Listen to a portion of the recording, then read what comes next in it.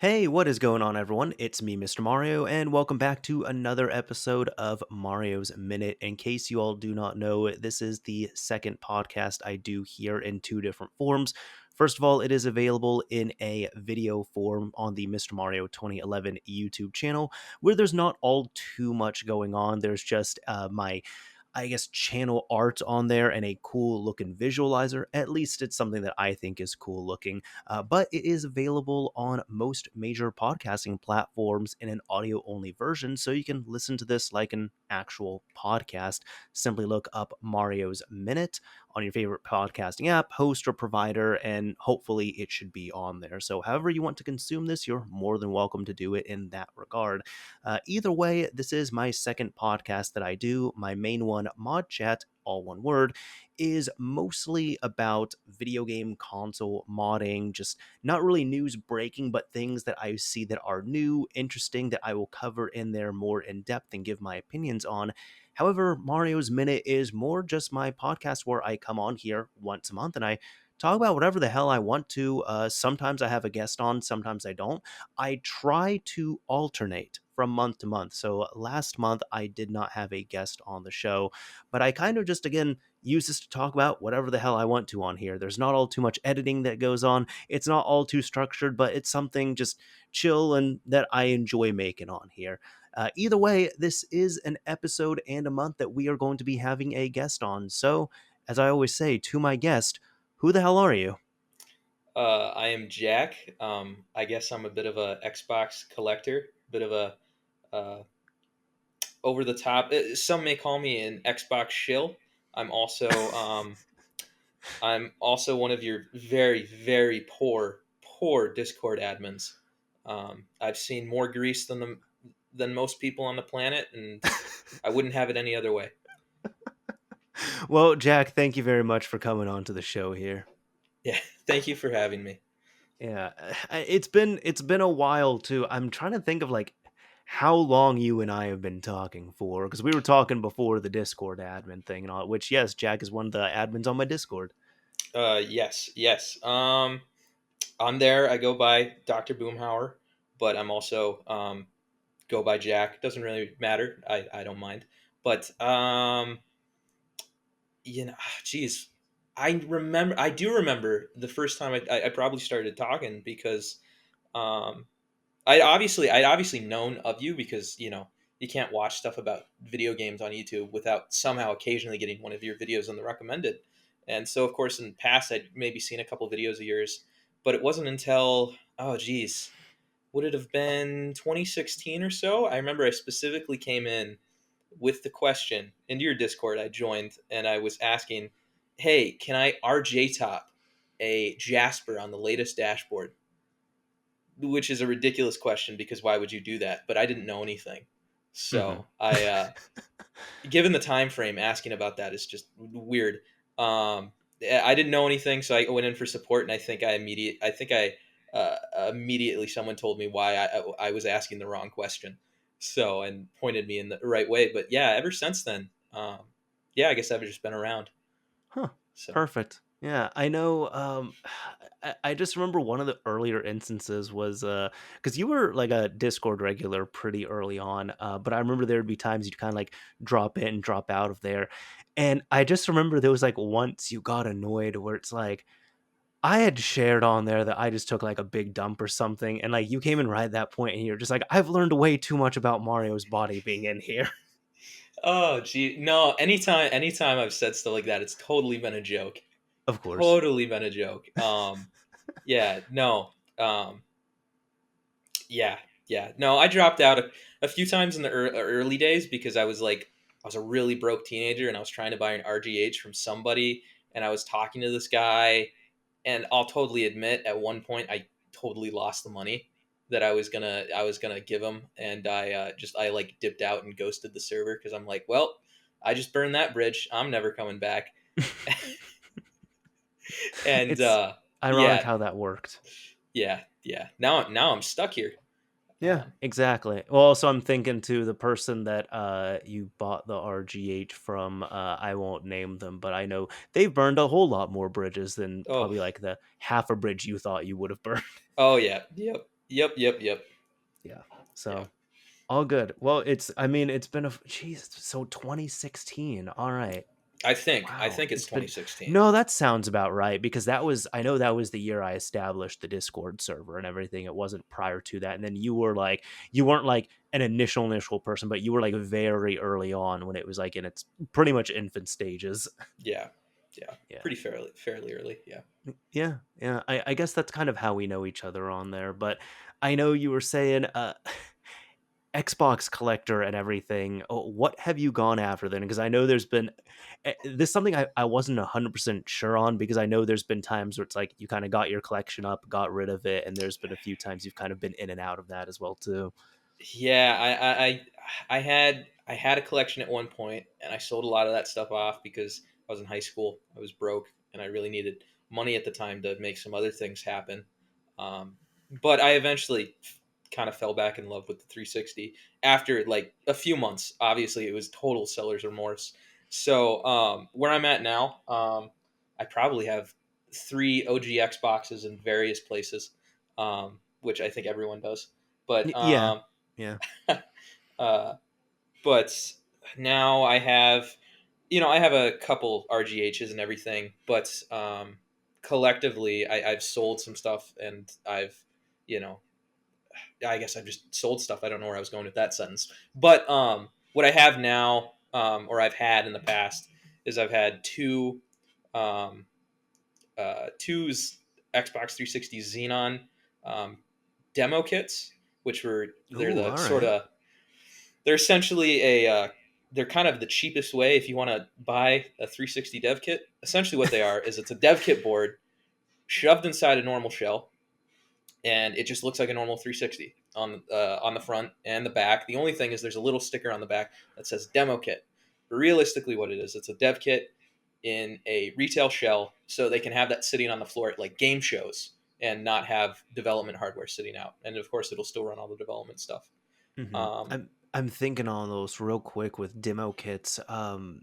They I don't know if they have full development capabilities or if it's pretty much just a test kit that's shoved into, retail shell. No, no. At least for the earlier ones, I can't speak on the later ones. I believe one of our other Discord admins, James, he does own a Jasper demo kit. I think I might be misremembering. It may just be like a Jasper XDK board in a normal case, but Okay. I think it may be a demo. I'm not quite sure. Yeah, and I don't know what his reports as. I can't remember, but at least on my Xenons, they report, as a development kit, not a test kit. Obviously, they don't have the sidecar, so they don't have like the DVD emulation features, and you Hmm. can't do some of the performance monitoring over USB. But a lot of that stuff was superseded later on by some other features that got added. So, I mean, Exactly. it's if you're running development stuff, will run on a demo kit. It's as far as it knows, it is a dev kit. So, yeah, Okay. Perfect. I never really knew that fully about demo kits. I always yeah, kind of assumed they were more test kits, which that's just, for testing, but not like full-fledged development on there. yeah. That's what you would obviously give. Like, I'm kind of just saying this not to you, but like more to the audience. That's what you would give to, the testers in-house. So they're not doing actual debugging on there and like trying to manipulate and change the code. They're just reporting their testing results. Yeah, yeah. I was thinking, oh geez, I'm going to come on here and I'm going to say a whole bunch of stuff without context, and then people will have no idea what I'm talking about. But It, yeah, It's all good. No, that's why, and I try like kind of cross that bridge. So if it sounds like if I'm explaining something like that, I'm not like trying to like mansplain it to you or anything. I'm like, no, no, no, no, no. I'm trying to keep the audience in mind. Yeah, yeah. So I've collectively owned two of those demo kits. I currently own two full 360 dev kits, XDKs, Ooh, in all their right. tall gray sidecar emblazoned glory. Very tall. They look like they look, for the viewers and listeners, they look like a normal 360, but it looks like they have a ginormous hard drive on top, which has a whole Hmm. bunch of some extra hardware in it for essentially emulating a DVD drive. Um, and yeah, that's what developers would have on their desks. That's what they'd be developing games on. Um, and yeah, I own two of those. I own a Xenon and I own a Zephyr. The Zephyr I broke once, but that's a whole other story. I got it fixed, and then uh, yeah, I suppose that's it in development hardware. I suppose, and then of course I have a couple RGHs. I have a Corona um, RGH that I had done in the past. Had gotten done in the past by our good friend Josh, aka Octal. Yeah, Um, shout out Octal, good dude. yeah, awesome guy, and he had done that one for me. And then um, I have one system that had been years in the making. It's a Resident Evil 5 Jasper sRGH, which for anyone who knows RGH, that RGHing systems, sRGH on a Jasper is pretty strange, but Yeah. um, yeah, and that one I built myself, and that one was a whole story of me going on GameStop's website and seeing what they had for sale just for the heck of it, and I saw they had one red 360 left in stock, and I've always loved the Resident Evil 5 360 because it's just red. It's a bright red 360, Hmm. and if anyone's ever tried to buy one used, they actually still go for a decent premium over standard systems. Not huge or anything, but you're probably going to pay like $70 more, um, if I was just guessing off the top of my head. And so I found it, and it was priced like the rest of their 360. So I thought, oh, this is a deal for me. And part of me was also thinking, oh, this is a GameStop 360. I'm excited to see whatever sort of crazy trickery they did in here. Yep. Um, and I got it. I opened the box, black faceplate. They had taken a Resident Evil 5 system, and I don't know what happened. They just slapped on a black faceplate, and I was really like, man, because I mean, once you have something set up in your media center, whatever it may be, all you're seeing is the front of it, and I didn't want an Elite. I wanted a massive red 360, Of something course. that screams I play Xbox. Hmm. Um, and I'd gotten it, and yeah, bad faceplate, all the standard, you know, uh, GameStop trickery. They had that fan mod cable that connects to the DVD power, and Yep. they bolt modded this. And I should say it wasn't just a Jasper; it was a Jasper Chronos. So that was the second for the viewers who don't know. Out of all the motherboard revisions, the Jasper is the final one. It's the most reliable. Well, final Um, out of the fats. final out of the fats, I should say. Final out Yeah. of the fat systems before they went to the slim. And there are two versions. There's the original Jasper, and then there's the Jasper Chronos, aka the Jasper V2. They Hmm. just have slightly different GPUs. The one of the embedded RAM on it is a smaller process node on the Chronos for whatever reason. Um, Hmm. and so it was a Jasper Chronos, probably the most reliable 360 you can buy. And I don't have statistics to back that up. That's just what I've heard from other people, Yeah. and from Yeah. my own experience. Um, That's what I back up. yeah, and they had completely bolt modded it, and I was just like, They, they do that with every fat system that they refurbish. Not the ones that are just like used, but the ones that go through the refurb process. They do that with every single one. It doesn't matter the motherboard. yeah, For keep it, I guess, long story short, for anybody who's not aware of that, it's really just replacing some of the parts that attach the Xbox 360's motherboard to the heat sinks and the chassis, and it is not a good mod at all. It was mistakenly looked at as the fix for Red Ring of Death like 15 years ago, and so many places and people have used it, but it damages your system like in the long run, so it is not good. And GameStop messed up a lot of systems. yeah, and clearly they were either they had that in stock for a long time or they've still been doing it. And I know you have a video on that from what, like 5 years ago, I think. Maybe it's been earlier. Maybe it was sooner than 5 years, but That um, sounds about right. I know it was 2017 I dropped it, so it was just over 5 years ago, but dude, to be honest, I don't think they ever stopped. I yeah, think at this point, so I actually just learned of this, like I was just randomly browsing the GameStop sub, and I had seen this in a comment. They don't take seventh generation systems anymore. They'll take some of the games, but not the systems. So there's no like new 360s or Wii's or anything that's coming into stock. But yeah, no, I don't think they ever stopped doing the bolt mod on those systems. No, no, yeah, and yeah. So I was just here with this fan modded, bolt modded Jasper with a black mismatched faceplate, and I was just, um, I was pretty upset at the time. I was like, whoa, um, my standards were low, but this is bad. Um,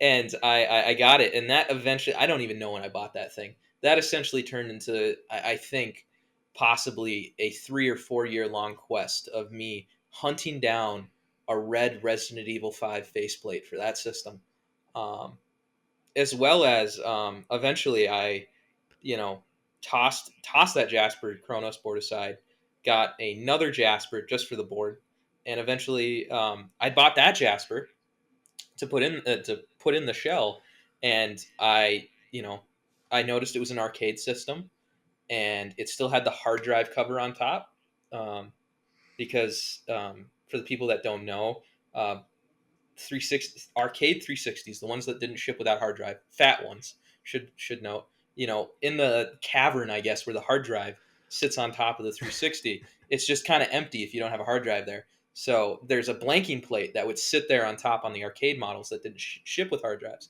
So I pick up this one thing. I got it for like $7 on Nice. shopgoodwill.com, and it came with a mysterious baggie of white powder. I never got to the bottom of what that was. Okay. um, Okay. Yeah. No, I'm uh, remembering this now. Okay. yeah, and I plugged it in, and the first thing I saw was the boot anim was it was the original one, and I was like, whoa, okay, I got a Jasper. Okay, this whole story, I got this GameStop Jasper. It's all broken. Okay, and I spent like $60 on it. Now I pay $7 for this Jasper from Shop Goodwill that potentially came with cocaine. I'm not sure, but that, I mean, It came with the a value the it came value with a white proposition substance. was, it came with a white substance, and if it was, the value proposition there is off the charts. I'm sure I made quite a bit of money on that had I not thrown that bag away. And now I'm sitting here and it powers up, and I have NXE looking at me, and I'm going, okay, something, I may have a J taggable Jasper on my hand, and this may just turn this project on its head.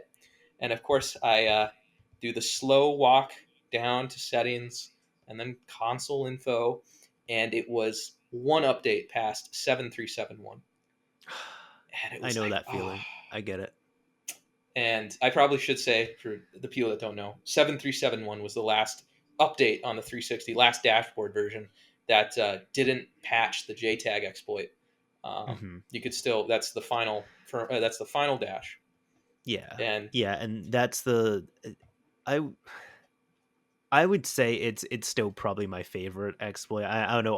RGH3 is also a big one right there. I think I like JTAG. I could say I like them both equally, but JTAG I really like just because it doesn't deal with a glitch chip or timing or anything. It's really just wiring it up, getting it up and running, and that's it. That's all there is to it. It's a nice old school reliable method on there, but you have to find a system that hasn't been updated since what, like mid 2008, 2009, no, not 2009. mid 2008, I want to say.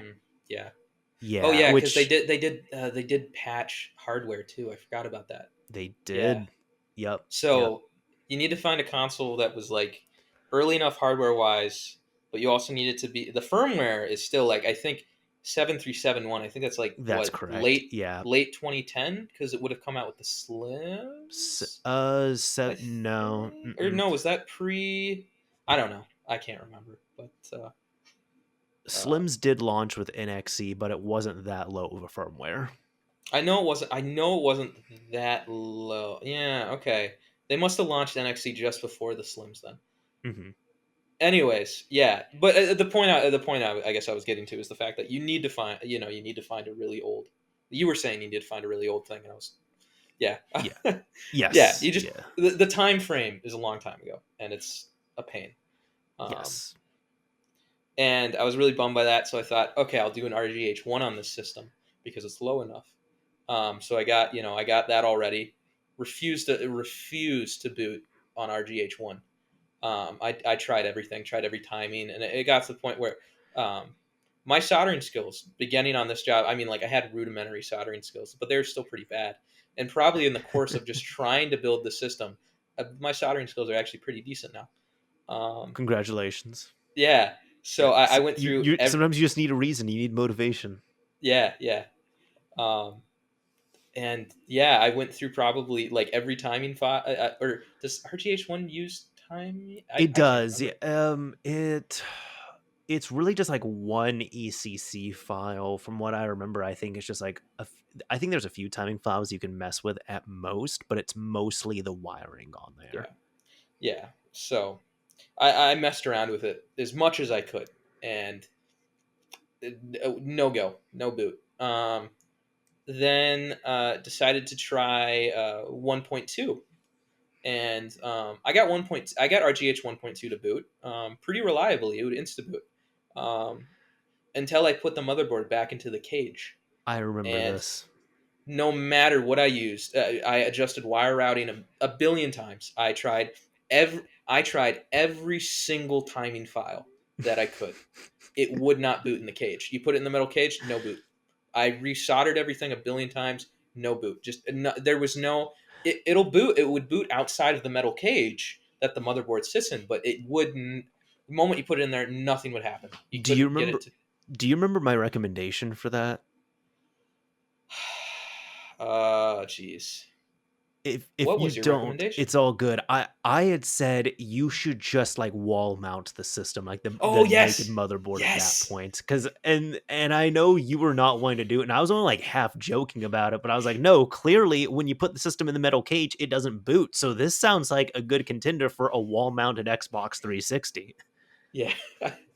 Maybe if I lived in my own house and I was kind of at that point where I wanted some like abstract art display on the wall to fill up some empty space, maybe I would have. But I don't think my parents would have been too happy if I hung the 360 on the wall.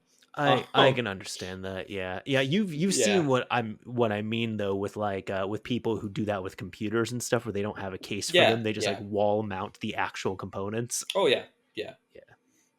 yeah, and yeah. So it just wouldn't work for me. And yeah, so what I finally got to is, after all these frustrations, what do? Well, of course, you go to Octal and you ask them what you're doing wrong. And it got to the point where it was just like, try SRGH. Like, and I don't know what it is. SRGH, instaboot every time. I mean, I had to tweak the timing quite a bit. I was using one that was I can't remember if I think I had Josh had made a timing file for me specifically for this system. I think, but I don't think I Okay. ended up using it because I finally found one right at the very end in like the folder that worked. It finally worked and it instabooted every time. Nothing else would, and this one time file that did work, it instabooted. So thank God it worked. Uh, and yeah, so put it all back together. It works. It works fine. So I have my SRGH Resident Evil 5 Jasper because I remember I mentioned I did buy another Resident Evil 5 system finally to get that faceplate. Yeah, yeah, yeah, yeah. Um, and so I finally got the faceplate. I finally had it booting. And yeah, no, it was a headache. That was such a headache. But yeah, that's that system. So this entire story that you I'm glad it has a happy ending, but this entire story, this is just like when people are looking into modding the Xbox 360 doing a hard mod, that is the exact scenario that they are terrified of getting themselves into, where they're just like, I don't want to mess with different glitch chips, different types of wiring, different types of timing, different types of exploits and all that. So you lived a lot of people's like feared worst case scenario when it comes to modding one of these systems. I think the only thing that really helped is I had a lot of time to waste, and I conveniently had like both chips I needed. I had a Cool Runner and an Ace V3 that Hmm. I both had on hand, so I was able to just try everything. But it was still just a headache, even when you have everything in front of you. Um, so Oh I yeah. that's I can totally imagine the pain of just you just spend all your money, you finally got your stuff ordered, and it's just not booting. And I yeah. Whew. Because yeah, a lot of people also, and I understand. I'm not even saying it to like slight anyone, but it's like they just don't want to go through all that effort. They don't want to go through all that headache. They don't have the patience to go through every single thing there. Where it's like when they probably would have gone through like 10 timing files and it didn't work. She's like, okay, you know what? I'm just gonna throw this away and then buy it from some random person on eBay. Like buy a random system there. Which for the most part, I tell people don't buy hard modded 360s on eBay, just because the sellers there are going to be usually not so great when it comes to quality. Oh yeah, and the pricing on eBay too. If some stuff is priced really reasonably on there, but some you get you get a unknowing sort of person on there who wants to buy an RGH. You're getting into like, I don't know, college football revamped or whatever the big thing is right now for That's modded the big thing, systems. yeah. um, you go on there and it's like you could potentially be spending like $400 on a 360 that probably has you probably got a $30 console, a $5 glitch chip, and maybe like a $70 hard drive in there. Like it's and the time it takes to mod a 360. If you got a business doing that, you can get it down really quick. So the Hmm. profit margins a lot of these like crazy sellers are making on there are probably insane. And so Oh, I think they're I believe it. I My thing I'm more concerned with, it's not even really like, oh well, how much this stuff is, because I guess it really value is up to the person buying the system. So Yeah, I if suppose. they see a system and they are comfortable spending $400 on it and they get enjoyment from it, to them it is worth $400.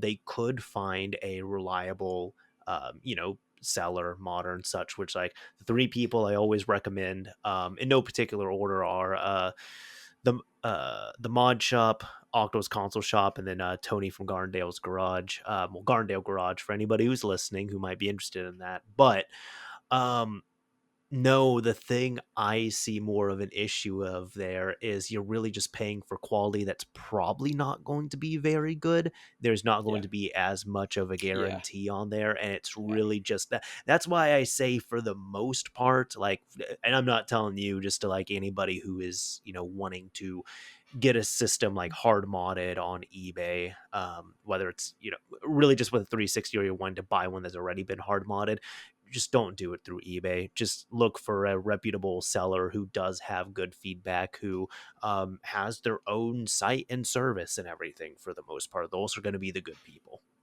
yeah, yeah. I remember I had sold off a console once. I just sold it because it was like I had it sitting around. I wasn't using it, so I threw it up for sale on eBay for like $25.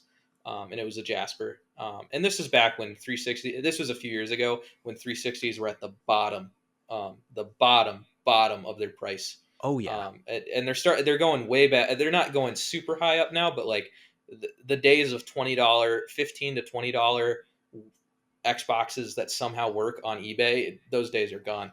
But I threw it up for like $25, and hey, I'm sure anyone else who sold stuff on eBay gets a little nosy sometimes. They're like, who bought my stuff? And so you check out like their eBay seller page. Do they sell anything? And of course, I found out. Immediately. See it. It's an RGH. It's an RGH guy. Mm, But he was charging like $600 for a console. jeez. And I knew the console I just sell him was in pretty rough cosmetic shape. It was pretty busted up, and so that's why it was like the first thing for me to just sell, get rid of. Um, and so I saved that seller, and I just waited for the email to eventually come. And lo and behold, he was charging like $600 for like a 2 terabyte system, and I'm like, okay. And I open up the picture and I zoom in and I see all the scuffs and all the scratches that were So on that they system. It was my system that I just sold him for that I'd sold them for like $25, and it was like, if you're gonna charge those big prices, at the very least, clean it. Get Yeah. maybe even get a magic eraser. I know magic erasers aren't the best thing in every situation, but like there were some scuff. There are like some mild paint scuffs on there or something, or is it? I don't know. Maybe like it's just those random black marks that a magic eraser will actually take off. Like at Oh least yeah. just run something over those because this is not like even someone who would somehow find value in an expensive system like that. There was no way to find value in it. It was just busted up. It was gross. It was disgusting. It was just I was so taken aback. I'm just like, $600, and it's just like, wow, what a interesting flip. So Yep. And I feel like, that could also be a situation where then the person who ends up buying that, they could be someone who then goes on to places like, different subreddits, different Discord servers, and they're like, "Hey, so I bought this modded 360 from a dude on eBay for like $600, and of course it looks busted up and everything." It's like, "Yeah, I got it, and for some reason like the temperatures are kind of high on it, and after like 3 weeks it just stopped booting. Like it's not doing a red light or anything, but it's not booting properly." Then when you open it up, the solder work might not be very good on there. yeah, yeah, Yeah. yeah, So that's why we say, hey, when it comes to hard modded 360s, just don't be buying on eBay. Just don't. yeah. Yeah. One thing I was seeing here though, kind of sort of related to the 360 partially. You'll see what I mean by this, but did you see that GoldenEye 007 announcement? I guess the two of Uh, them. yes, yes, I did. Oddly enough, I was literally talking about that probably about 2 days beforehand with my roommate, saying, "I wonder if they'll ever release that." So, everyone who's listening right now, you can thank me for my psychic abilities. No big Perfect. Thank deal. you. Thank you for that. I'll Yeah. I I'll work on I'll be something next honest. week. I'll be honest, I was shocked. I did not think that this would ever appear like legitimately on a newer service of any kind. I never thought this would happen just because of how long it had disappeared for, and just how I guess all the rights were kind of tied up in, well, everything in limbo, I guess. Yeah, yeah, no, I was really shocked when I had woken up. I'm living that college life. I woke up at like 10 a.m. And so, of course, all the activity has already gone down. I open up Discord and I'm like, what is everyone talking about? And, I scroll up and I was like, whoa, this actually happened. Yeah, yeah, and the same thing as I'd heard, as I understood, all the rights were just really screwed up. And, you know, you have like three separate entities owning parts of everything. And it's just such a mess. And so I was like, well, geez, I'm glad they put it aside. I mean, it seems like I wasn't like super surprised given that the state of Banjo right now with Nintendo, and it being in Smash and Banjo being available on Switch Online. But I was still Yeah, right, right. I was still a little surprised that it happened at all. So because you still have to deal with the rights holders of James Bond. So yeah, Hmm. And I know it's been one of those things that's been rumored for years, and of course we saw the reason I was kind of wrapping it in with the 360 stuff is because a few years ago that's when the Xbox Live Arcade version leaked out. It wasn't complete; it was most of the way there. It still had some bugs, but way back in probably 2007, 2008.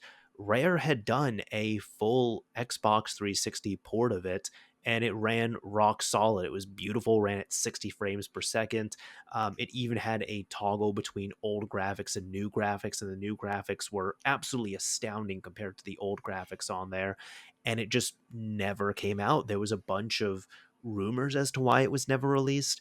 I think the more heartbreaking thing as well too is when Rare released Rare Replay on the Xbox 360. There was this ended up leaking out, but there was a canceled documentary that was supposed to ship on there. And it's amazing. You can find it on YouTube. It's like a 35-minute documentary about the process of creating GoldenEye 007. And it just shows like Rare was getting all their ducks in a row. Like they were going to release this with Rare Replay for the first time. And for whatever reason, we're not sure which party or parties couldn't come to an agreement, but this could have released back in 2015, and it just never came out, unfortunately. So it's cool that we're seeing, I guess, technically two different versions of it now, and even that's kind of odd unto itself, but I'm just happy to see like an official release of this finally. Yeah. I think there absolutely has to be a huge part of the overwhelming publicity the XBLA leak gave it. Because I mean, Oh that yeah. was gaming news for probably a week and a half thereafter. Hmm. People posting it, it getting around, people playing it. It was a big thing on PC because it played pretty well on Xenia. It was talk of the town. So I think absolutely you know it the only reason this is happening now is because that leak happened, because and the positive positive press that got. So I can believe uh, that. Yeah. yeah, and, Yeah. I can. yeah, Oh, I was also gonna like stress, like, when he said the 360 version, the 360 port. It isn't a remake. It is literally it stressing the word. It's a port. It is the N64 code that they ported the 360. hmm. And that's, I think it's just, it's so clearly an N64 game that they did a direct port of, and that's not a bad thing. I think it has a lot of character to it, and Yeah. yeah. Yeah, Um, GoldenEye is still a great game as long as the controls are good on there. That's the thing. Like the original control scheme for GoldenEye 007, it worked back in the day. It worked when we didn't know any better. It worked when we didn't really have a frame of reference. But it's like now, after first person shooter controls on consoles have been perfected for about 2 decades at this point now, and that is not an exaggeration. It's been about 2 decades now. It is incredibly difficult to go back to the original control scheme for GoldenEye 007. Oh yeah, no, it's a total.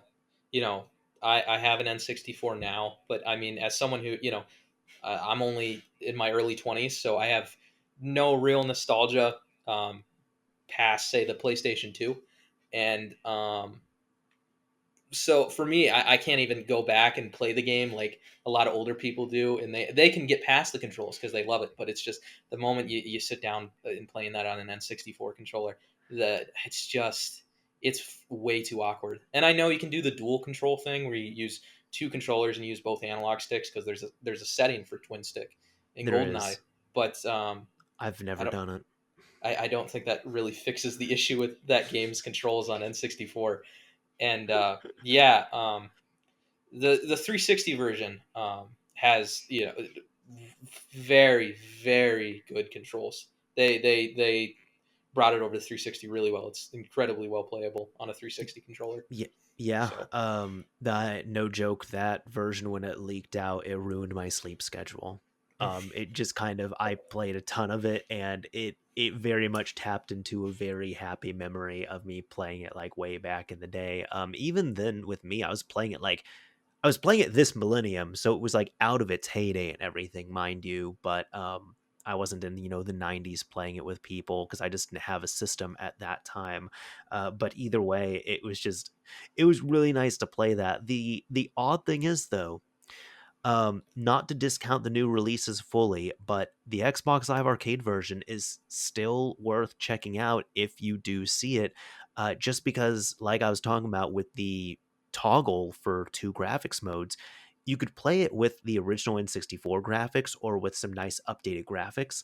And for whatever reason, the graphics are not being updated for ye- this on the Xbox, and I'm not sure why. It's just going to be, if anyone hasn't followed this on the Switch, it's going to come out on there on the NSO expansion pack, and it's going to be the N64 ROM, and that's it on the Xbox, so everything from the Xbox One to the Xbox Series X, it's also not going to be on PC, but just on the Xbox systems, it's only going to be the original N64 textures that have been, upscaled and such and just running at 4K natively, but there's not going to be a whole new texture and graphics setup like we've seen with the leaked version or with games such as like Halo Anniversary or Halo 2 Anniversary. yeah, I was pretty shocked by that, to be honest. At first I was reading all the articles, and I was hoping to see a screenshot, with the newer models and everything, and I was hoping, maybe they would highlight and be like, "Hey, look at this mode." But there wasn't, and I was hoping it was just kind of like a reporting error, like Microsoft hadn't mentioned it in like a press release or something. And so, but then I think later that day, even we'd gotten confirmation that, yeah, it wasn't going to have all those upgraded, it wasn't going to have the upgraded graphics mode from the, unreleased 360 version. And I was, you know, wondering why that is. Because I don't necessarily think that's like an IP issue, because would have been at Rare back in the day, in like 2007 at Microsoft. So it would have been all within Microsoft then, and as it is now. So, I was a bit perplexed by that, and I was also really perplexed by the fact that they had said no multiplayer. Well, no Yeah. online multiplayer, I should say. Yeah, and that is the super weird thing. So the N64 ROM on the Switch is going to be the only official release with online multiplayer, because NSO for the N64, the way the emulator works and everything, it's able to do multiplayer, like online multiplayer. So it would have been, if anything, probably more effort to go out of their way to disable it on the game itself.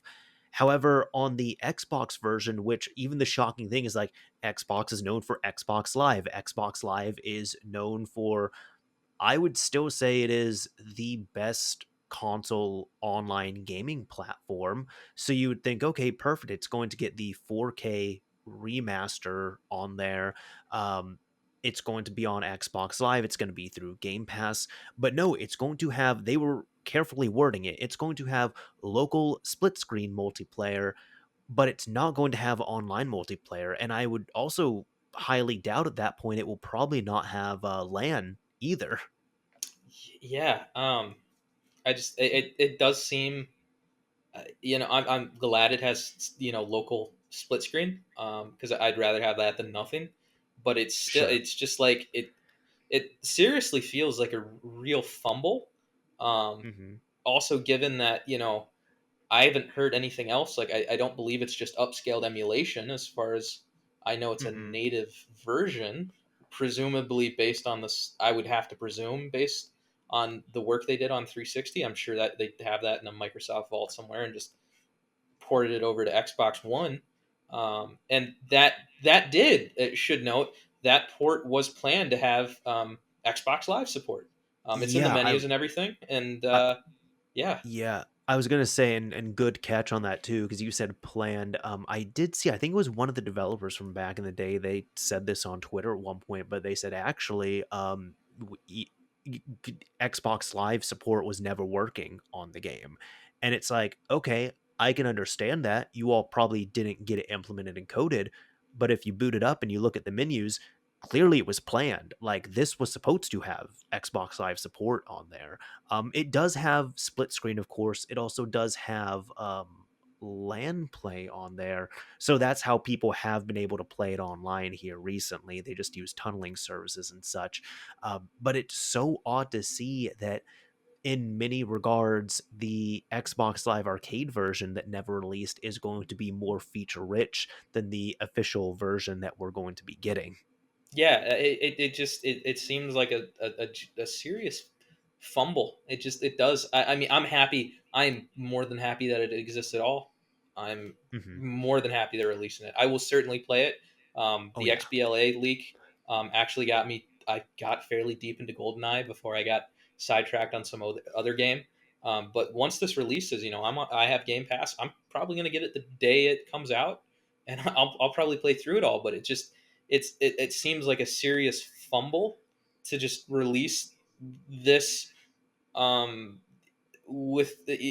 without all the features that were complete in the 360 version, even. Hmm. um, and it did have me wondering a little bit. Is it a, licensing thing? Was there a deal here where Nintendo maybe said, like, hey, no multiplayer on Xbox if you want to get this deal done, or if it was just seriously an oversight. Well, I'm so curious. and here's the thing, I know people were kind of speculating about that too, because I guess you were thinking maybe it was Nintendo who were saying that there, and I can understand that point of view. I guess that kind of taps into earlier where I was mentioning, like, they would have to more go out of their way to disable online play on the N64 ROM, just because that's how NSO is working on there. Um, aside from that, though, I was more thinking, I was like, maybe it could be from a parody standpoint. And I mean, for anybody who might be mishearing me, I'm not talking about like haha parody. I'm talking about like parity, where it's just like the comparison with how the game's going to run between Xbox and Switch platforms on there. I know back in the day that was a rumor where when it was going to release, the rumor was when it was going to release on Xbox 360, um, Rare had even offered, and Microsoft was trying to work with Nintendo, and they said, "Hey, we will even get this ported onto the Wii as well too. We can get this running." And the rumor at the time was that Nintendo said no because it's like, well, our version's not even going to run in HD, and you're going to have this in HD 60 frames per second, and it's going to look a lot nicer on there. No, it's not going to be equivalent. So the rumor was they were upset with the lack of parity between the two versions, but that wouldn't be this here either because they're both definitely releasing. One of them is a complete, native build running on the Xbox 360 with 4K, I'm hoping 60 frames and all that. The other one is literally just the N64 ROM. Yeah, yeah. It's just strange. It's strange. Just It is. that's all you can really say. Strange. Period. It's Yeah. a Yeah, I lot of think question. I feel like a lot of answers are probably going to surface within mhm. the coming months, or whenever it releases. I'm sure we'll get some answers, but like right now, it's strange. I agree. The last like strange thing I can think on there is even with Rare Replay, because a lot of this has been kind of hush hush, and then you really have to kind of read between the lines and look at the details on these press announcements and see what's going on. But with the Rare Replay side of things, because it is going to be available on Game Pass, it oddly enough on Xbox there hasn't been any mention of price or if you can purchase this individually. So it looks like this is going to be a Game Pass exclusive and also available on Rare Replay. So that might be the way that you have to get it. So in a way, it's nice that Rare Replay is, I guess, going to be complete in this way. Where I doubt they're going to put the documentary on there, but it's going to get a game that it was initially planned to launch with. The odd thing is, it was confirmed to be added into the digital version of Rare Replay. So if you've purchased the game digitally, you're going to automatically get the license for GoldenEye. I haven't seen any hard confirmation for the physical owners of Rare Replay. So that is odd and I guess a little bit concerning as well too, which several people have asked is like, "Hey, I have a physical copy of this. Like, am I going to be included in this or not because I did pay for the game?" Yeah, and I hope that's just a I hope that's a miscommunication somewhere, Same here. because nothing with how I know, like Xbox One and Xbox Series, you put a disc in, it'll also download optional content from, you know, the Microsoft store as it downloads. If it, deems fit, it'll also download like updates in the background as well. I don't understand why you couldn't add it as an update. I know Rare Replay does handle games kind of weird, as they're not. Oh, It's not yes, it like does. in it. It's not like on a menu in the game. It installs directly to your dashboard with all the separate games. It's weird. I know that, but I still don't think there's anything that would necessarily be stopping them from just Microsoft flipping a switch somewhere and says, okay, when you're installing this game off disk, also download this optional GoldenEye package. As far as I know, that's possible. So I don't know why they couldn't. Yeah, So I'm hoping that's more of just a miscommunication there that's going to be ironed out. It's I don't see why they wouldn't also grant physical owners the same access to it. But also again, this rollout and announcement for it has been so weird, like I haven't seen before. yeah, it's just it's felt a little too casual given the gravity of this game coming back into the forefront like this, and from both Nintendo and Microsoft, and it just being a little, it just almost like, here it is, okay, back to business as usual. It's like, no, this launch is just, what was that? You can't just, you just dropped it on, you just put it on the table and walked away. What? It's Which this whole, it's been strange. It's just weird. I feel like that is also they kind of know that is enough for most people to get excited for it. I will say though, I forgot to mention this. The thing I'm worried about with this, mainly the Xbox port, is that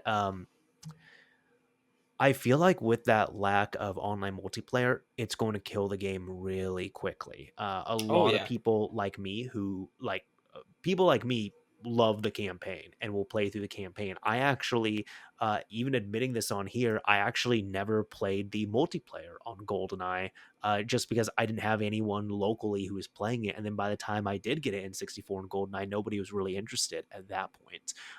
However, I like my nostalgia is for the campaign. I love the campaign. I can play it over and over. I know most people are not like me, and most people are really gunning after the multiplayer on there.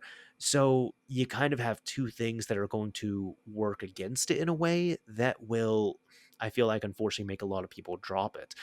One is going to be the lack of multiplayer, and another thing is there's no the updated graphics that we talked about. A lot of people are not like you and I here, Jack, and they're going to. I feel like, unfortunately, a lot of people will boot up the game, play through a level, maybe two, and then just drop it after that. Yeah, yeah. It's gonna be like, oh, that's the thing. Let me download, check it out. This isn't as I remember it. Yep. Um, I'll close it, whatever. And yeah, I feel like that's kind of one of those situations where not just multiplayer, but had they included the updated graphics, that might be another draw to draw people back and say, hey, well, this isn't what I remember, but they've updated it. It's new, so this is a new perspective to play it from. And it also Hmm. doesn't look like an old game, so maybe I'd play it for that. Along with, oh, it has online multiplayer. Let's play online multiplayer.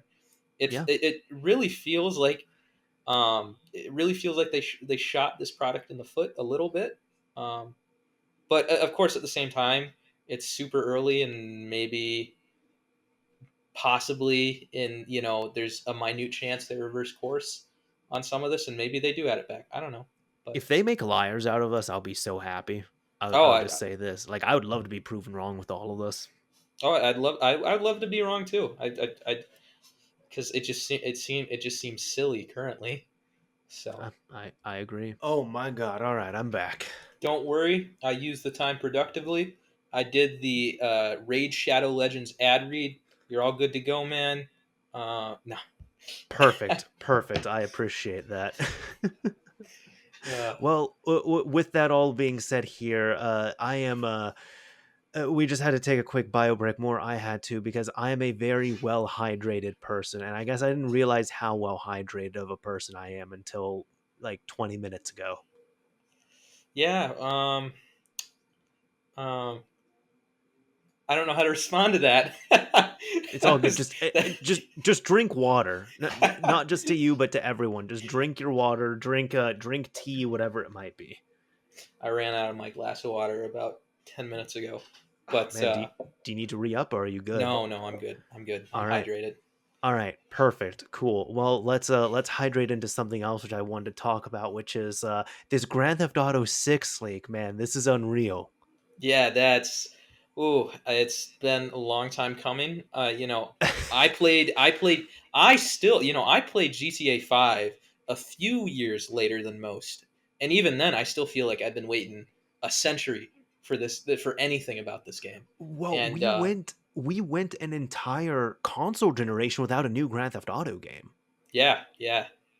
Um it's been insane. It's been that long, and it's just like everyone's been wanting more. Everyone's just wanted some drop of a story, and obviously, I think people are getting pretty tired of GTA Online and everything, and so finally see this drop. I saw it probably when I think I saw it when like the forum post was like 40 minutes old. Someone Oh, in the nice. disc, I think one of our friends on the Discord server, Tavin, he had posted the link, and of course I quickly told him, hey, that is a download link. You might want to take care of that.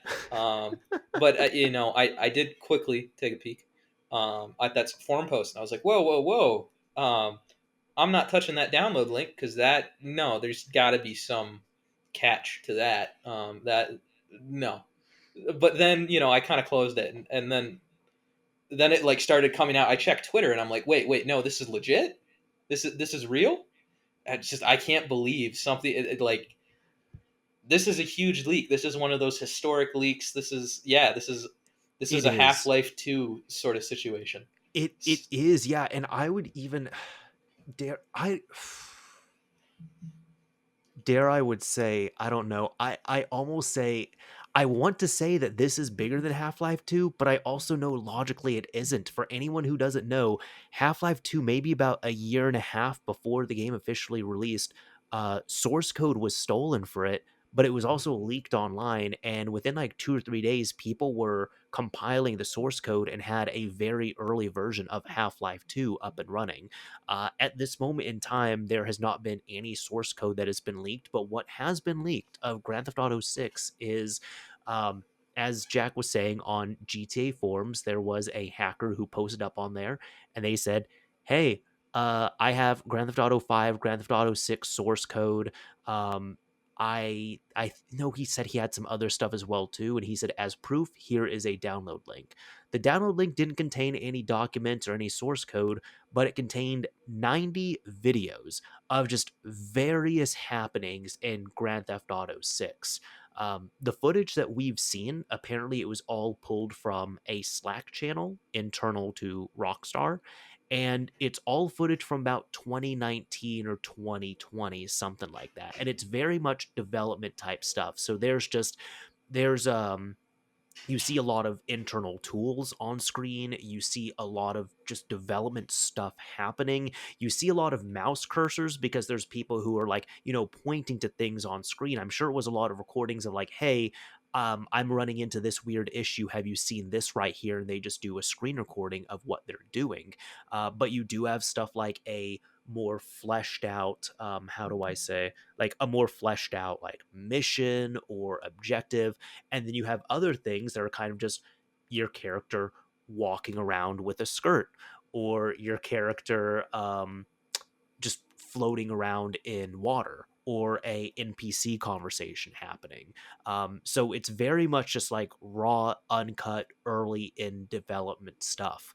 Um, the reason why I say it's so big is because Rockstar runs an incredibly tight ship, an incredibly tight ship when it comes to leaks of not only game code, footage, details, any of that stuff.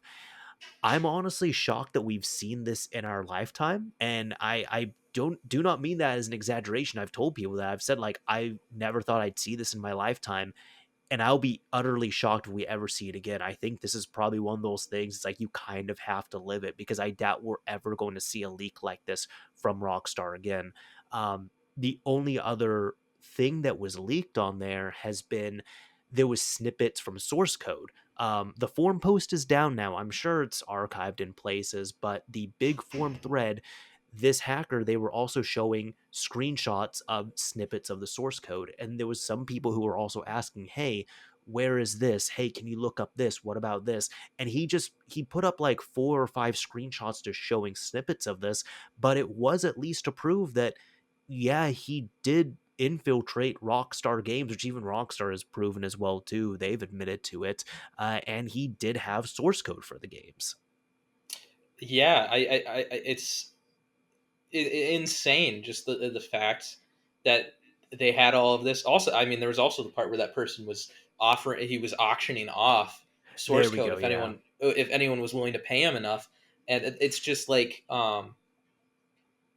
it is insane. It is one of those things where you have to live through it. And I when it happened, I know it seems kind of goofy and cringy, but I was thinking like, okay, there's the interesting video game history bullet point of my um, you know my younger years.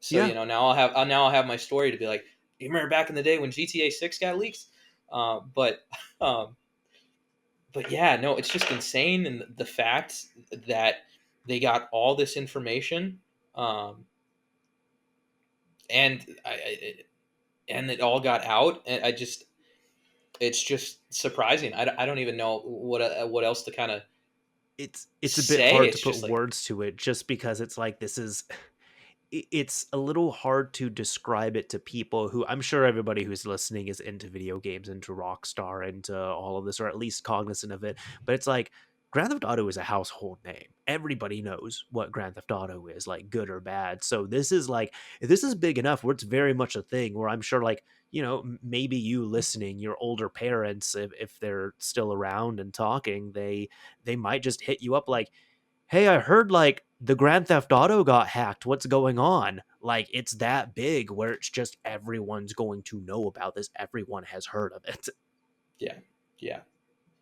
So, Yeah. I think uh, oh, go ahead. no, I guess I just said, I was just trying to collect my thoughts. I was just gonna say, yeah, it's just crazy. It's just It crazy. is. I did kind of want to talk about this too, which is even just the way they were infiltrated, because there hasn't been any details on this, but when it comes down to, I guess, the previous history of this, it doesn't seem to be too far off, in my opinion. So this hacker group is called Lapsus. They've seemed to take credit for it, at least, the alleged leader of this has. And they were saying this because not only Lapsus has breached into many other big companies last year and this year, but literally just days before this, they were responsible for breaching Uber. And the way they got into Uber was, I guess they had found they were trying to get they were trying to use a cookie, like a stolen cookie, to get into Slack and authenticate that way into Uber's Slack channel. Unfortunately, that didn't work, or I guess fortunately, odd to say it on there, but either way, it didn't work for this hacker. So then they ended up getting a hold of someone's information who is an employee at Uber, and they were trying to get into their account, and they spammed their multi-factor authentication for like an hour straight. So this person's phone was just blowing up. And then after about an hour, the hacker ended up phishing them by contacting them on WhatsApp, posing as IT, and essentially said, "Hey, we're aware of the issue. We're going to fix it. Can you please just accept this challenge and like this, notification here, and we'll work on the issue."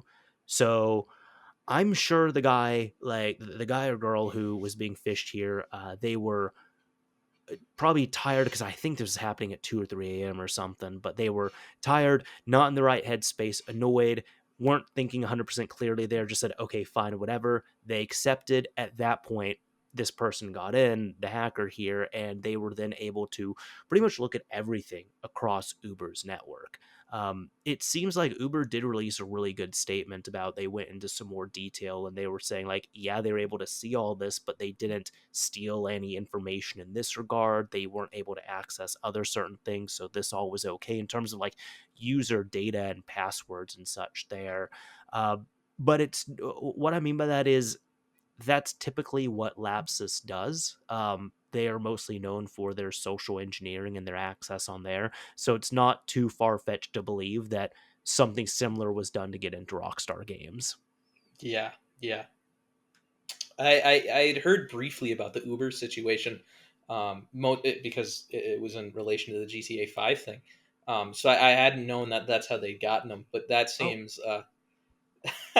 uh, seems like Uber is going to have one heck of a uh, what do you call it? I don't know. I know a lot of companies nowadays do kind of like fake phishing to like catch yes. employees out and everything, and I'm sure there's going to be a lot of phishing education going on Hmm. at Uber after that. If that's how that person fell for it, um, yeah, Yeah. that's whew. I don't want to Yeah. call It's like, people hey, we're dumb or never. anything, but like, whoa, that's exact sort of phishing right there. That would have raised my alarm bells immediately. So Exactly. I think it's even just a basic thing. It's like, hey, we as IT are not going to contact you on WhatsApp. Like, why yeah, did you do this? Yeah. and I I'm trying to think. I mean,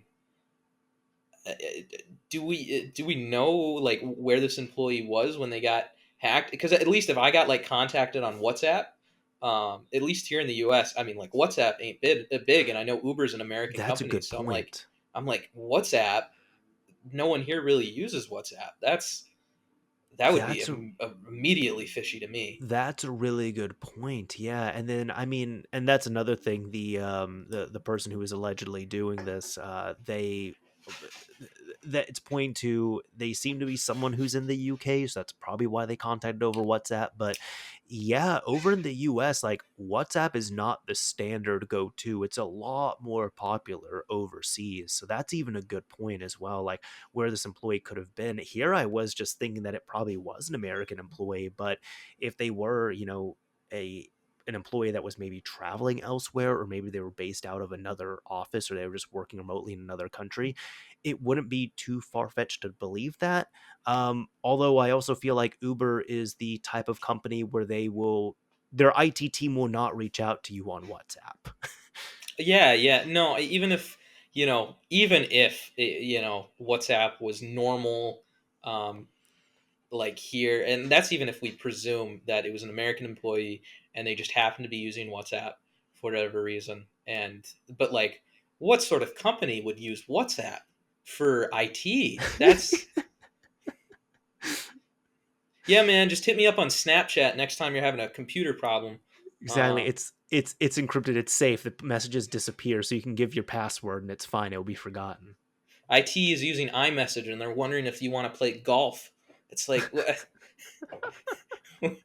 I would just like, yeah. I was gonna say, why don't you want to use Slack for that? Which is what Uber uses. They use Slack. That's what got, that was one of the things that got was vulnerable. Hmm. It's just like, man, that I didn't hear about the WhatsApp thing, and now this is completely kind of throwing me for a loop. Well, That's I'm just really glad ridiculous. I'm glad you've been able to learn this on this podcast. Yeah. That's how like I knew of it when because even the person it they just so casually said it in the GTA forums thread, because people were asking, "Oh, well, what are your credentials? Like how do we know you're real?" And he put up like a screenshot of some of the source code and he said, "Oh, here's a link to my previous work." And it was the Uber hack, which Uber got hacked on a Thursday. Well, it was, I guess, announced on a Thursday, and the Rockstar Games hack was announced on a Sunday, so it was just a few days afterwards. They're running a tight ship over there, They you are, know. yeah, they So are. I I, kind of bit my tongue when I said that. I hope I didn't say tight shit. It's a tight ship. no, you said ship, and then you said shit Okay. right after that, so it's fine. Yeah. Um, Uh, I'm. This is even one thing. A friend and I were talking about this, and I think I'm more wondering, like, I feel like how do I there's not really a way to say this without just saying it directly. I feel like Uber will kind of just have some re-educating and probably really talk hard to that employee. But the employee who I'm going to bank on the assumption that an employee was phished at Rockstar Games and that's how this access happened.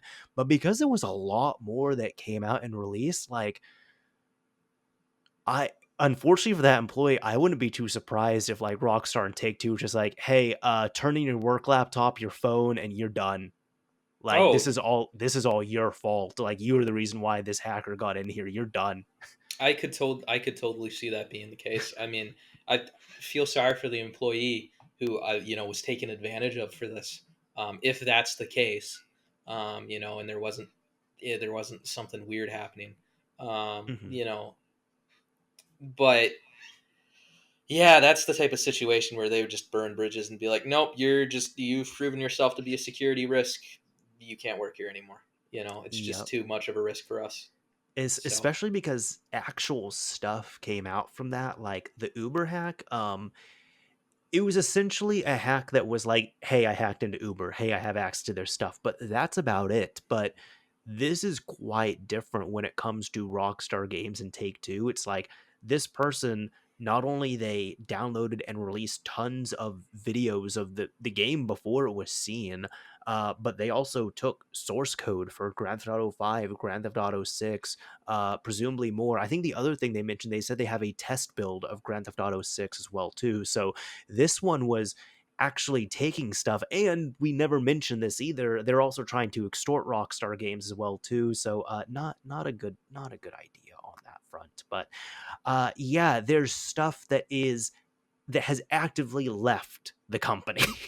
yeah, yeah, yeah. that I am a bit I'm curious because I'd also I know with the Uber thing it was Slack, and I felt like I had read somewhere else that with Rockstar it was also like a Slack situation. Maybe I'm misremembering.